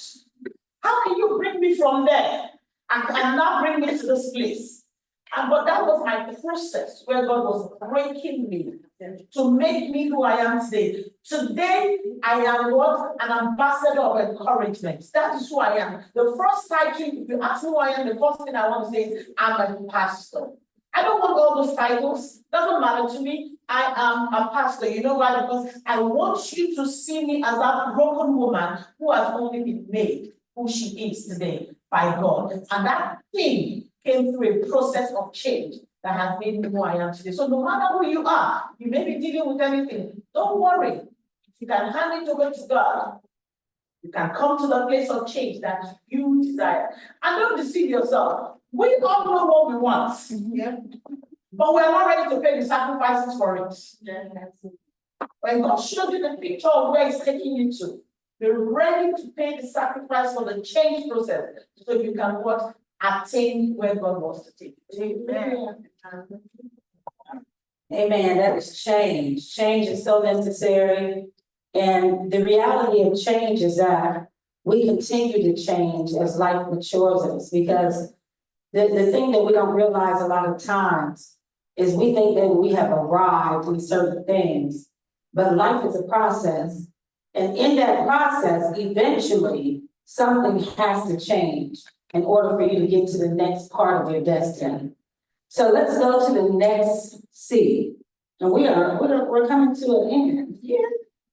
So we have a few more.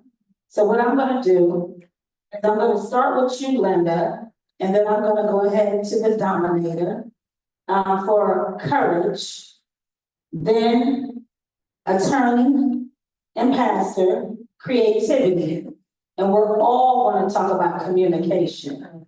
Okay?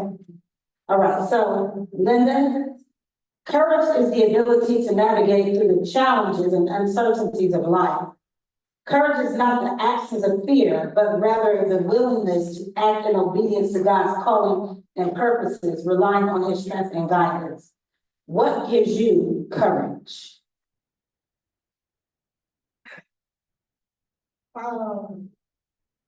I think knowing that God is on my side every time that I wake up, knowing that I have God and I have nothing else to fear.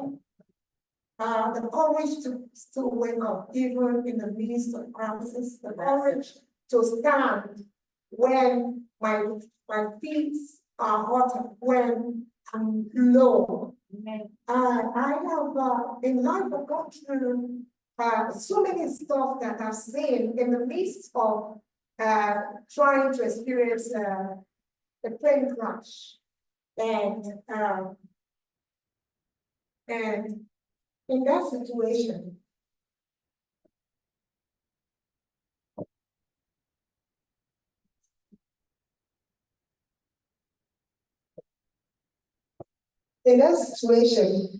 I saw myself, I said, what do I do? And I had somebody sitting by me, in the midst of the plane going down, and it come down to about 150 foot one drop, and things were dropping. And I stood up and I spoke to a man of God. His name is Bishop Yogi. And I said, remember the dream that the Lord showed me, that when we bring out people, I need you to speak the word. And the man took over the microphone. In the midst of people were, and a guy that was sitting by me wanted to, pull down was the exit door, thinking that he was going to jump in. Knowing that the guy had just told me something, saying, hit him. So I didn't think he does this like Do you know the next slap I just said is mindset? And yes, I came back to his senses and know that we are not going to die, but to live to declare the glory of God. I've been in a situation where I saw somebody dying and something in me said, no, he's not going to die. And everybody was crying. I said, oh, he's dead. I said, no. And that's the fear and the courage that God has given you. So just go in and pray. And I did. My calling was deliverance.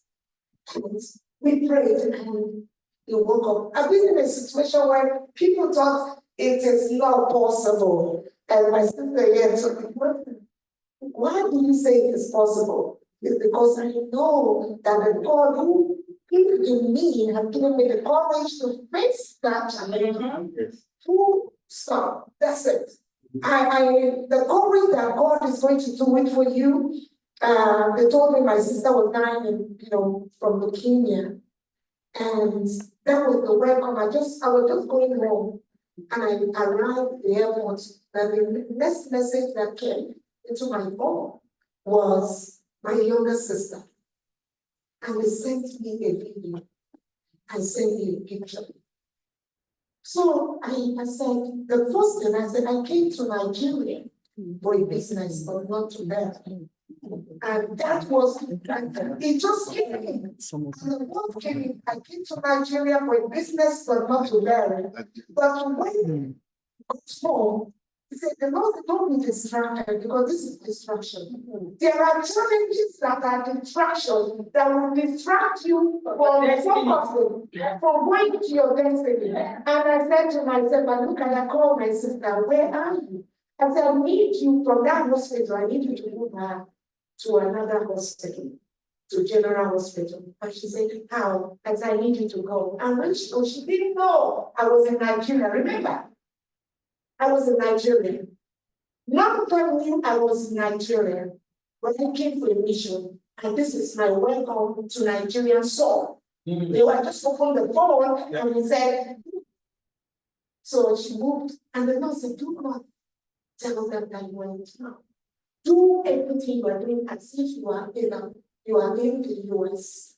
So I said, move her, and I move along. The next day I moved, woke up, dressed up, and I said, I have a mission. This cannot stop me, but rather, let me give somebody something to do. And I said, sister, do this, and I move. Do you know from leukemia diagnosis, they did more tests. I said, when you do all the tests, it came back that it was tuberculosis. Now they are telling me that we moved after 2 weeks, they didn't have the time. They moved her to Port Harcourt. I did not see her. I did not even think about it. It's no longer fear. There are stages you become, the stage you get to. Fear is out of the way. Yes. You are no longer afraid of what keeps you at night or sleepless night. I was snoring. I woke up well. I said she was not going to die. She was going. How I moved down 2 weeks after, put her in a proper place to teaching hospital. The doctors were asking me how. I said they didn't oxygen. I said, okay. I appeared on the second. I said, now, this is my clothes. I'm telling you, you're going to leave. You will declare the glory of God. You're not dying. Oh, guys, you need us to fine. So that is courage for me. Yeah. The ability to move on irrespective of what is holding you down and the circumstance of distraction. Stand. What did I say? Stand. Do not succumb to pressure or things. Have the courage to say, no, I am going forward. That's what I can say. Wow. Amazing. So that is a great account of courage. I want you, the dominator, to tell me your courage, your account of courage.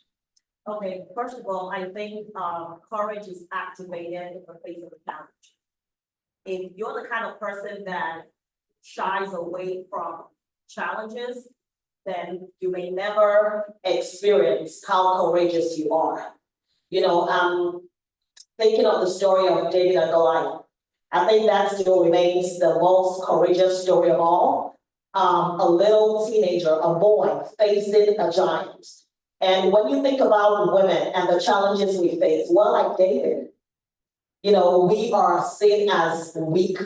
We are seen as voiceless people, but that's when your courage is most activated in the face of a challenge. You will never know the strength you have until you're face to face with something that could take you out. And like you said, you have two options at that point.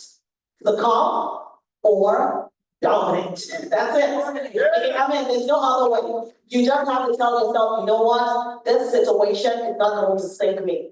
You cannot sink my ship. I'm here on a mission and I'm going to do anything on the God to make sure that I cross over in this circumstance. So as women, we need to be embracing challenges. When you see a challenge, don't run from it. Everybody else was at a standstill when David showed up. And David said, is there not a cause? What will be given to the person who brings this giant down? And that's the way we should think. It's a mentality. It's a mentality. The Bible says be strong and courageous. The courage is right there within you. God has not given us the spirit of fear. So why would you be intimidated when you are faced with a challenge? That's the only thing that can grow you. Right? And the moment you slay one giant, you become a giant slayer. It goes on the things that you have accomplished. And so for me, I always embrace, I remember vividly, I'm going to share my story real quickly. But when I was in a toxic and physically abusive marriage, that should have taken me out. That should have destroyed my life. I decided to remain courageous, even in that circumstance. I remember walking away with just $20. I didn't have anything, nothing to my name. All I had was $20, my child, and my belongings. And I said to myself, you know what? I've had this. Because we've had episodes of domestic abuse. And I said, you know what? Enough is enough. If I perish, I perish. But I will not remain here. And until I got out, that was when I began to see the danger I was in. I'm like, you would have been killed. Your child would have died if you had remained. So courage is activated in the face of danger. When you are faced with that Red Sea, think about the Exodus. Before the children of Israel left Egypt, there was a Red Sea in front of them. They were faced with a challenge. If they did not move forward, they would have died in Egypt. So at the end of the day, we have to think about what activates your courage, what activates your confidence. It's a challenge that will grow you. We're talking about growth and transformation. The quickest thing to grow you is a challenge. If you don't like challenges, you cannot be a dominator. You can't be a leader. You need to embrace challenges, because when you do, then you begin to disrupt the norm. If we're going to have a female president, women, we need to become disruptors. If you're going to lead your family and lead your children, you must disrupt the norm, because no one is going to make room for you. You have to take it. Power is not given, power is taken. It's not given, power is given. Pass it on. Wow, amazing. Thank you. Developing leaders through the mission of developing our characters. Our next C is creativity. Creativity is tendency to generate or recognize ideas, alternatives, or possibilities that may be useful in solving problems, communicating with others, and entertaining ourselves and others. Creativity. To talk about this, I'm going to share my story quickly. Creativity. I was in an abusive marriage. And when the marriage ended, I had 2 kids, 3 years old and 5 years old, and all I had was my job. And then this man went on a tirade of, he went from physical and then all the abuse in the house to sending letters to my companies, anybody who knew me, character assassination. So I was at work one day, my boss called me and said, all these emails, and somehow he was able to hack into my own company email and send those messages to everybody in the contact. And I was the business manager of my company at that time. So all the contacts in that company received those emails. Rosemary is a witch, Rosemary is a this, Rosemary is a that, Rosemary is a that. So it was just so much the company let me go. This is 2009. With 2 kids. At that time, I was earning 250,000 in Nigeria at that time. So I was comfortable. So I lost that job in one breath. I was let go. And here I am. This was 6 months after my separation, being a single mother, no job, nothing. And I had taken a loan from the company to pay the house I was staying. So when they let me go, they took my salary. So I was let go with not a penny in my hand. No money in my account, nothing. And I went out looking for a job desperately.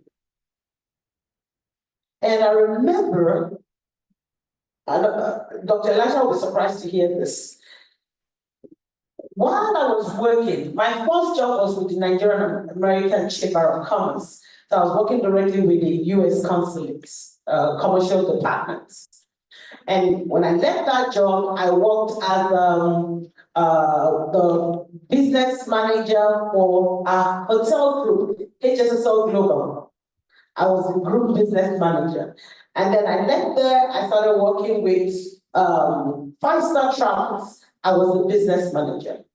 And through those years, I was able to organize international tours for these companies from the working with the American embassy. I was able to garner that knowledge. So all the companies I worked after that, I instituted the business travel department. So we take people to outside Nigeria, connect them to businesses. People were doing well. So when this thing happened to me, I started going to some of those men or women I had helped in the course of working for other companies. And I remember one man saying to me, Rosemary, and I'm talking about creativity, I'm coming back.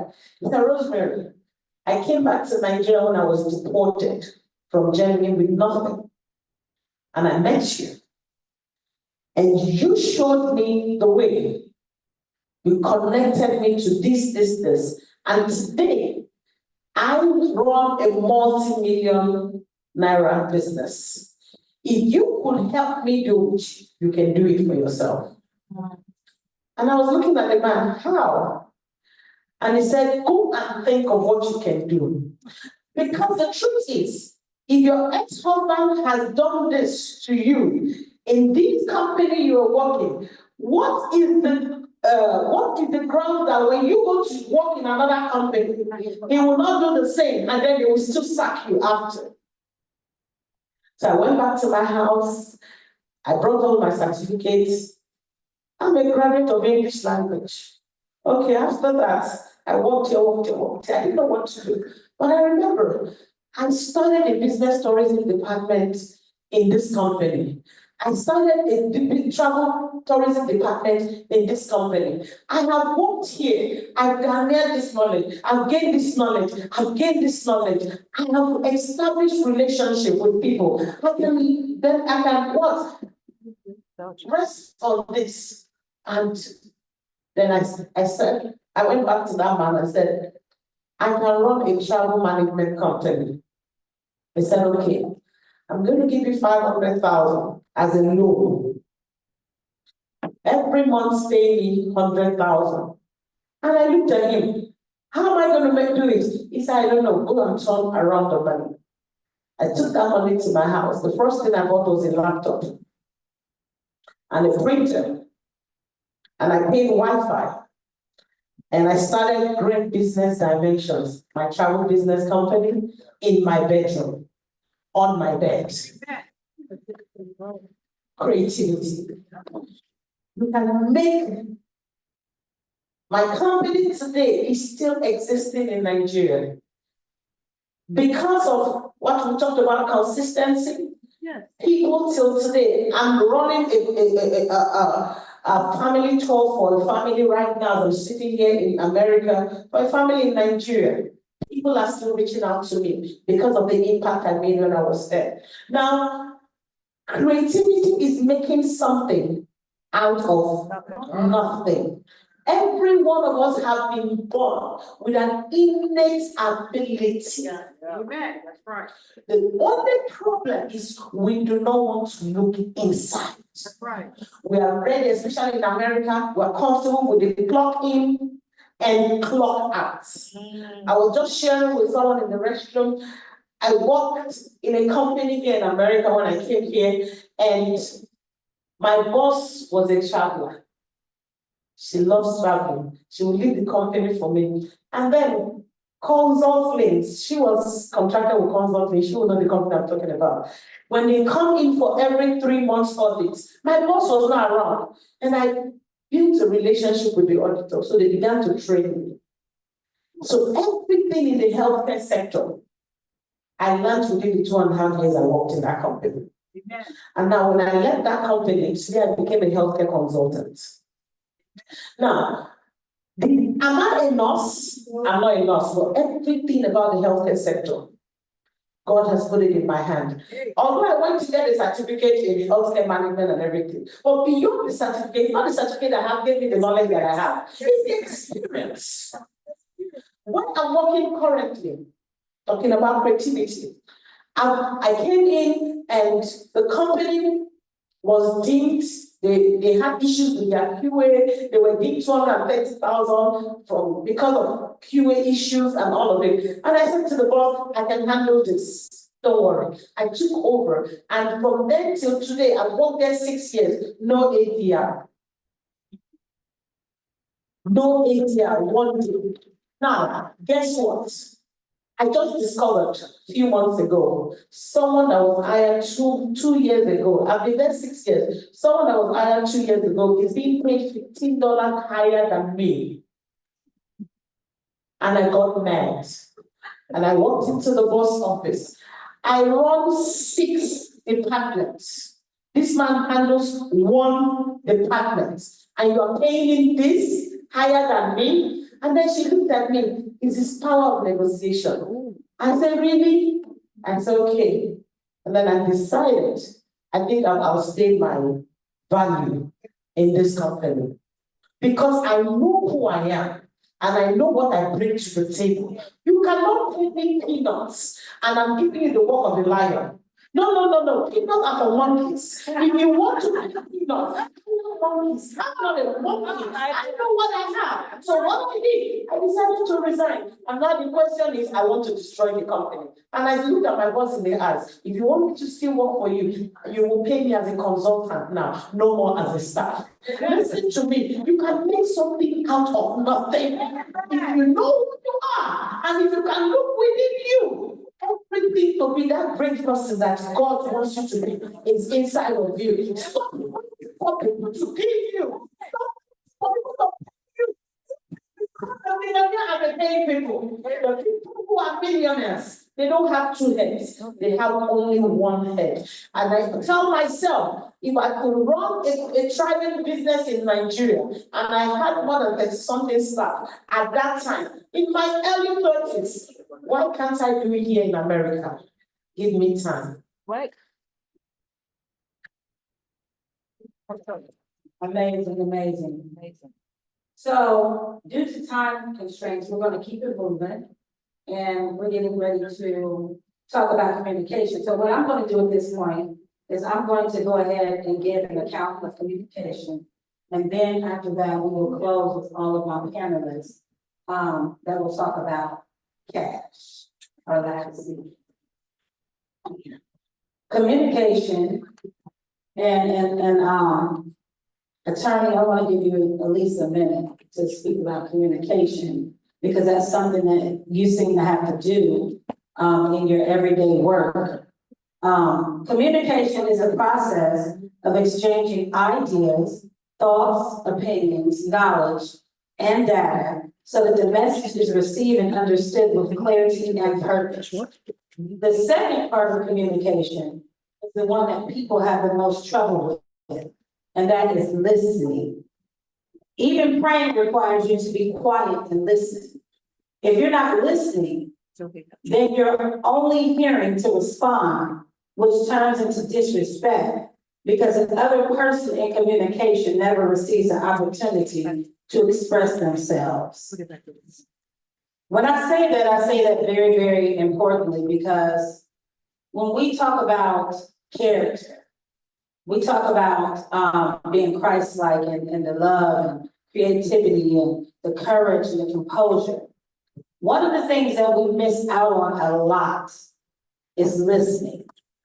And when you don't listen, you can't really be in communication with someone, you're just talking.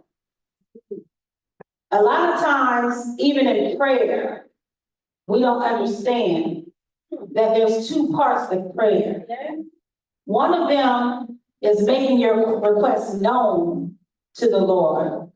But the second part of it is listening. Listening does not mean that you hear to respond. Listening means that you hear to receive something that you didn't have before you started listening.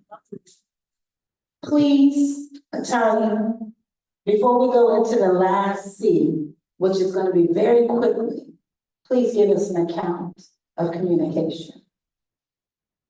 All this preparation, I was preparing for creativity. You won't let me talk about that. Don't waste. Well, do you remember as a child?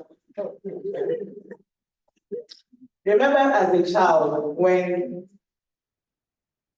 you have visitors and you happen to be in the presence of visitors and sometimes you start misbehaving and your parents looks at you, gives you that look. Well, that's communication. Yes, yes. You don't need to talk. It's being aware of the unspoken cues. Absolutely. That's true. Is observing and understanding even when someone doesn't speak. Is watching the body language to understand what someone is going through. And sometimes listening to a spoken word and hearing something different is listening for that cry from within that the person is not talking about. And in my practice, being able to discern what someone is not saying just to protect yourself. I'm gonna just end with an example where I once had a consultation with this client. And in 1 hour, I was able to identify that this client is a narcissist. And this client is someone I need to run away from. And this client is gonna make me go through hell. And I told myself all this after 1 hour. And I determined I wasn't gonna accept this client as a client. But I was also very broke.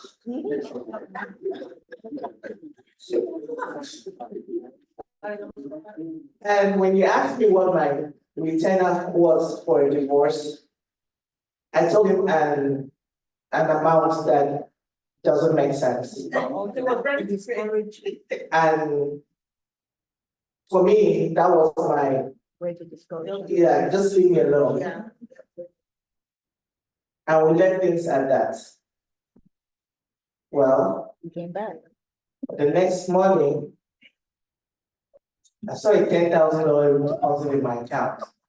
I was shocked. I was broke.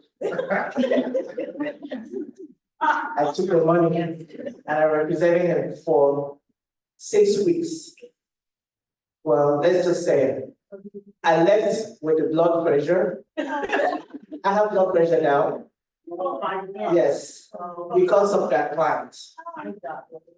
Wasn't worth it. Was it that powerful? It wasn't. No. It wasn't worth it, So we hear these things, but we ignored it. we can tell what other people are. What's the less here? We can usually read that unspoken cues. We just have to listen to ourselves and listen to that voice. Yeah. And take heed. Because not every communication is spoken word. There's some communication that you can learn just by seeing somebody and knowing there's danger and then running away from danger. Guess what? 6 months later, he came back to hire me for an enforcement case against him. And I told my staff, the next 5 years I'm not available. Thank you.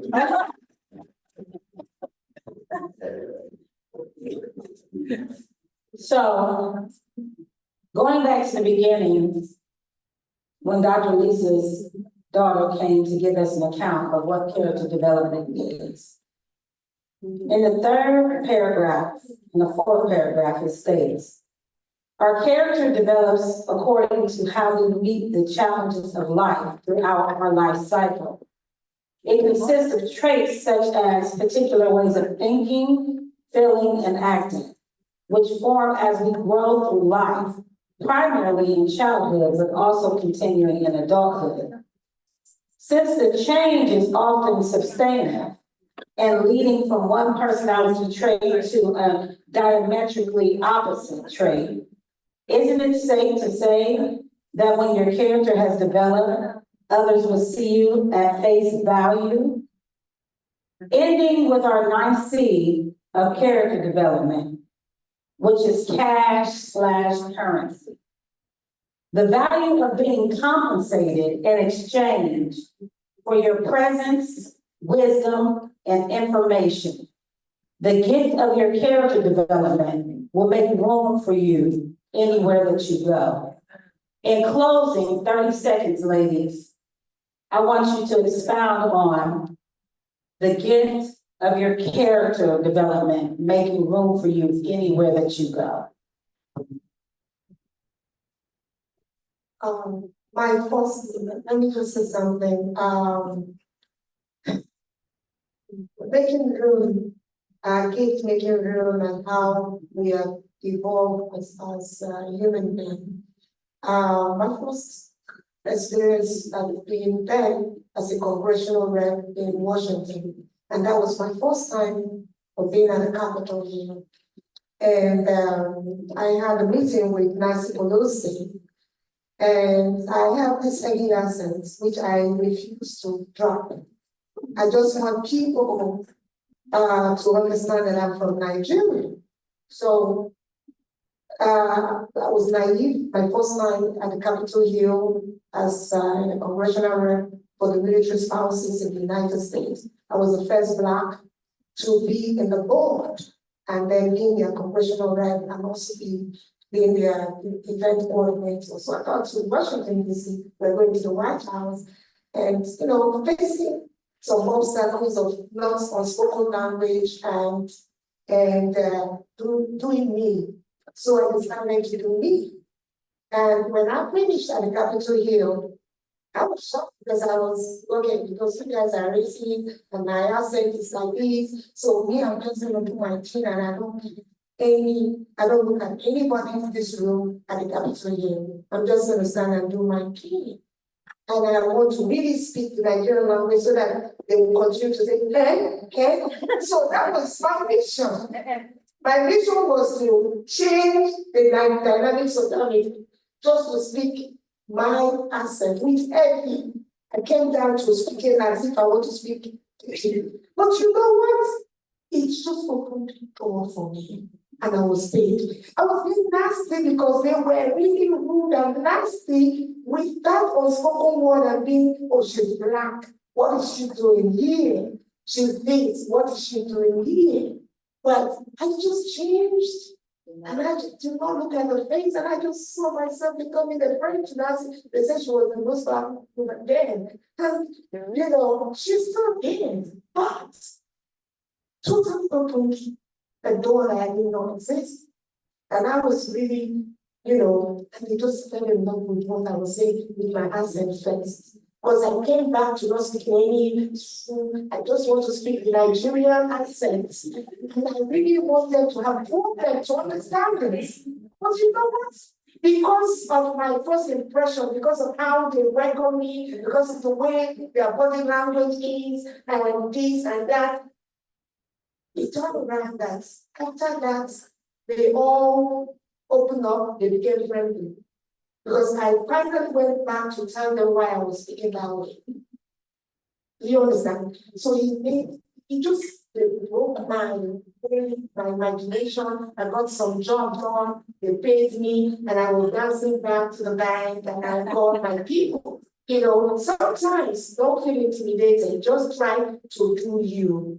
And when you do you, you'll be amazed to find out the results at the end of the day. Simon?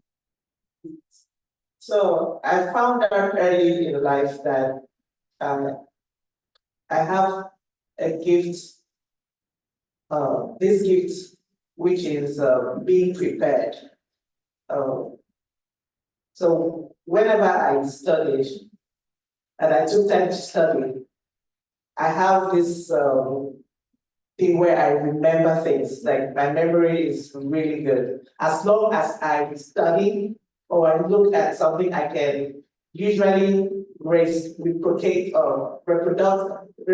it word for word, line for line. It's usually, I don't know how it happened, but sometimes I'll go into an exam room and I can remember the line, the page, and I just pour it out. So I brought that to my life, to my business life. And one of the things that I did was, if I have a trial, no matter how difficult that trial is, I make sure that I have prepped with my clients and I've prepped with myself. I put in hours to prep. And if I go into trial, so when I started, I used a notebook where I write all my questions, and I write all my clients' questions, I write the opposing parties' questions, and I write questions that I would ask after they've given their testimony, and I would keep that notebook. But when I got to trial, I noticed I didn't need it at all because I was prepared.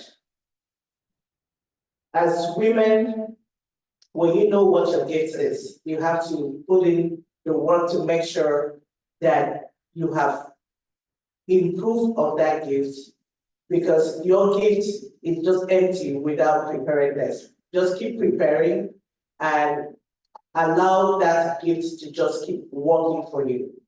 If you don't prepare or ignore your gift, it's just going to be just empty. Just like I tell my children, you might have a skill, like my kids, they run track and they do sports. And I tell them it's one thing to have that skill. It's another thing to be born with it. It's another thing to put in the work to develop that skill. So that's how, as women, we have to do that. Hone your skill and put it out there in the world, and it's going to work for you. Amen. Amen. Pass it back to the nominator. Yes, you. Thank you so much. Okay, I'm going to talk about, you're talking about cash, which is compensation, right? And I want us to recognize that you will never be compensated beyond your level of preparedness. You just talked about it. The Bible says, when you are diligent in your work, you will not stand before mean men. You will stand before kings. Yeah. Everyone's objective here should be to sharpen yourself until you are able to stand before kings. If kings are not calling for you yet, then you still have work to do.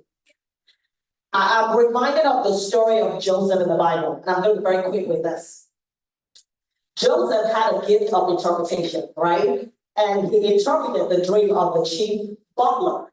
Was he compensated? No, as a matter of fact, he was forgotten. Not because the chief butler was a bad man, but he just could not compensate Joseph until the king had a dream. And the moment Joseph was able to interpret the dream of a king, someone of influence, someone who has the ability to bless you, someone who has the ability to compensate you, his level changed. The Bible says in that same day, he became a prime minister. For years, he was in jail. He was in prison, even with that gift. But he kept sharpening his gift. So my challenge to every one of us here today, like we have all said, yes, we have a gift on the inside of us. Yes, we know that it's potent. But you have to sharpen your gift. You have to burn the midnight oil. You have to become the best version of yourself. The version of you right now may not be able to stand before a king. What are you willing to do to upgrade yourself so that you can stand before a king? I would want to say this. The question is, how do our character development make room for us anywhere we go? I would say this. Number one, know that we talk about gifts. Know that your gifts, number one, is a blessing to you. What you value will do what will bless you. Yes. What you value, you will protect. What you value, you will preserve.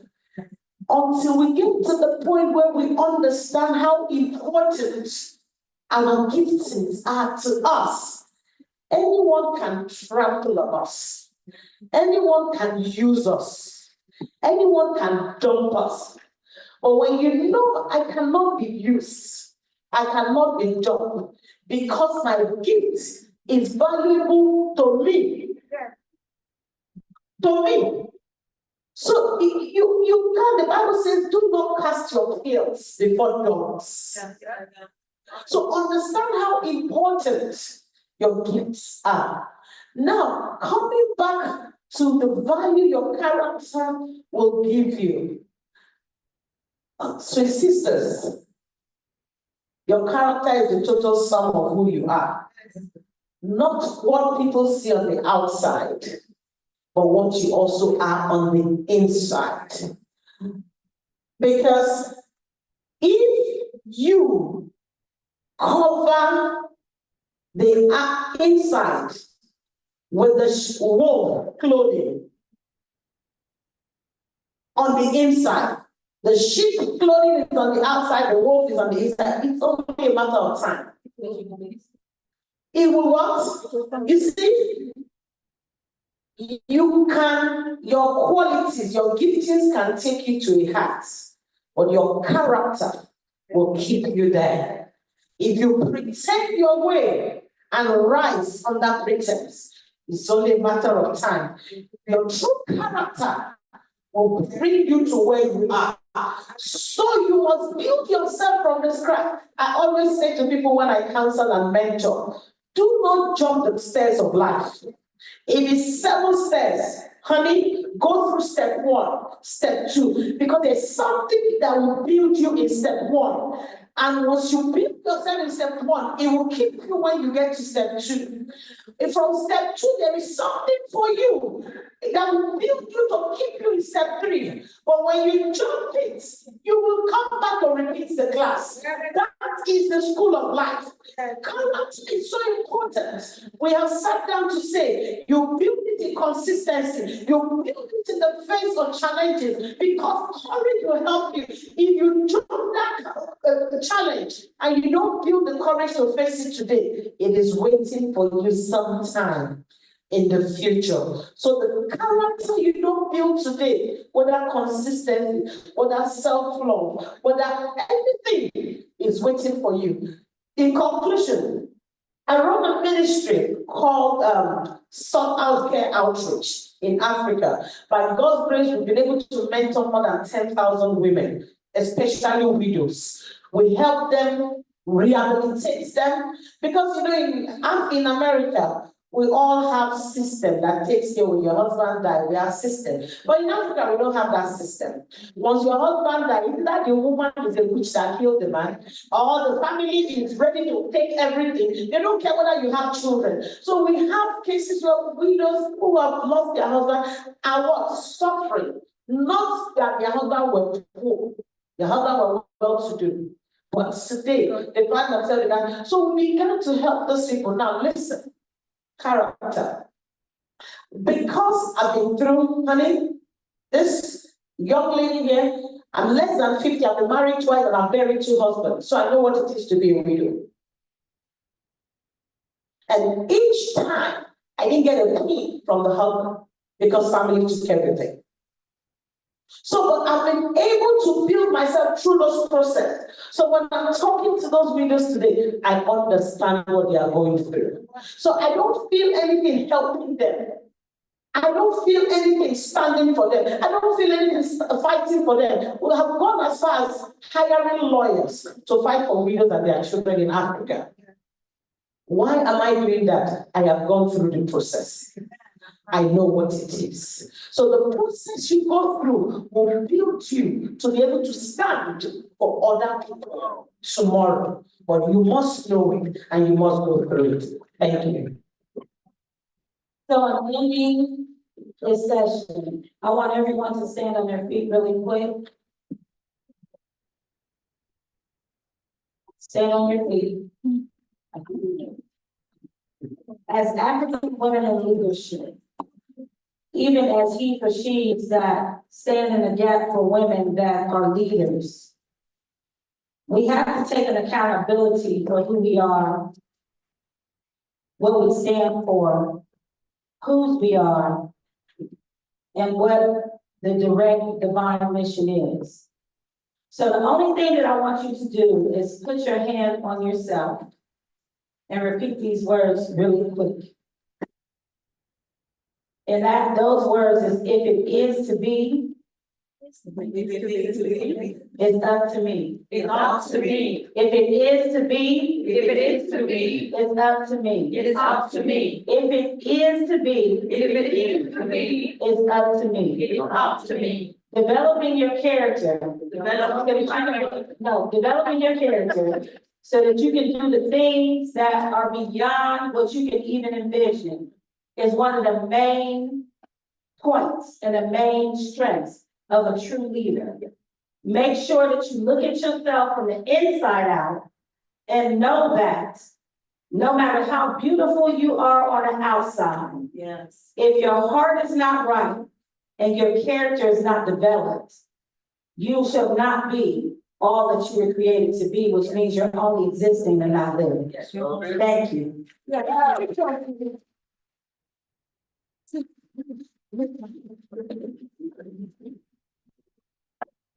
All right, we're rounding up this session. So as we close up this session today, just a quick reminder and a few notes for us to make note of. We're going to be coming back here at 7 p.m.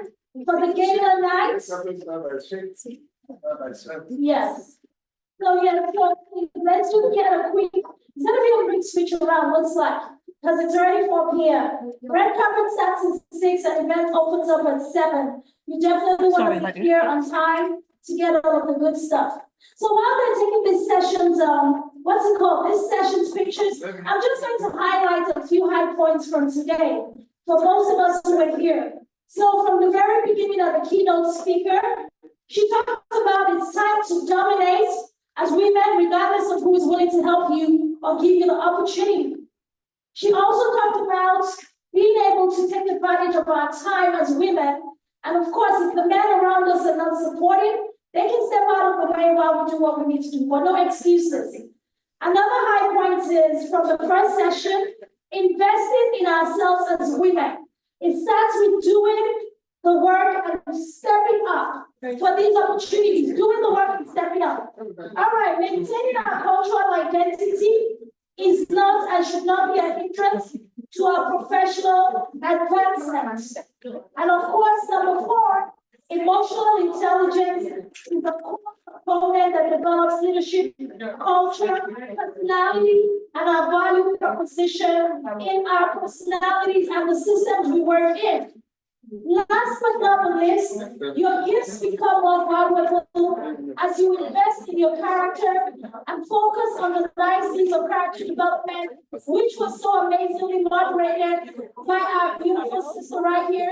Thank you so very much. All right, ladies and gentlemen, we're about to close up for today. I'm going to invite everyone to come forward for a group picture. But before we do that, I have one last ask. Can I get everyone's attention? Don't worry, we're about to leave. We're going to network and then we can come back at 7. I need everyone to do me one single favor. We all have our cell phones, yes, yes? Yeah. Good. So go to Instagram, yes, if you have an Instagram account, real quick. Everyone, this is the last activity for today. If you have an Instagram account, all right, type in DROJ Speaks. Dr. OJ Speaks. Good. Dr. OJ Speaks. Yeah, give her a follow. And if you guys need a professional MC, event host, moderator, conference speaker, trainer, entrepreneurship coach, my resume speaks for itself. And you know, when this panel spoke, everything they talked about consistency, a lot of the women, or some of the women who are based in Dallas who know me, they know that over the years, I have been on this journey of improving myself and building a strong credibility track record. So if you need me to come through for you, for your organization, for your team, for your church, Dr. OJ Speaks is the person to call. All right, thank you so much for the privilege, Awlo. Super grateful for the privilege and honor to anchor and host and moderate this event here. I don't take it lightly. Everyone, please come on the stage. Let's get a group picture and then we will be out of here in 2 minutes. Let's come through. Please, everyone, walk up to Dr. Elijah. The hotel is about to get us out of here. So let's get on up here and get this group picture going real quick. Thank you so very much, Awlo. See you all later this evening.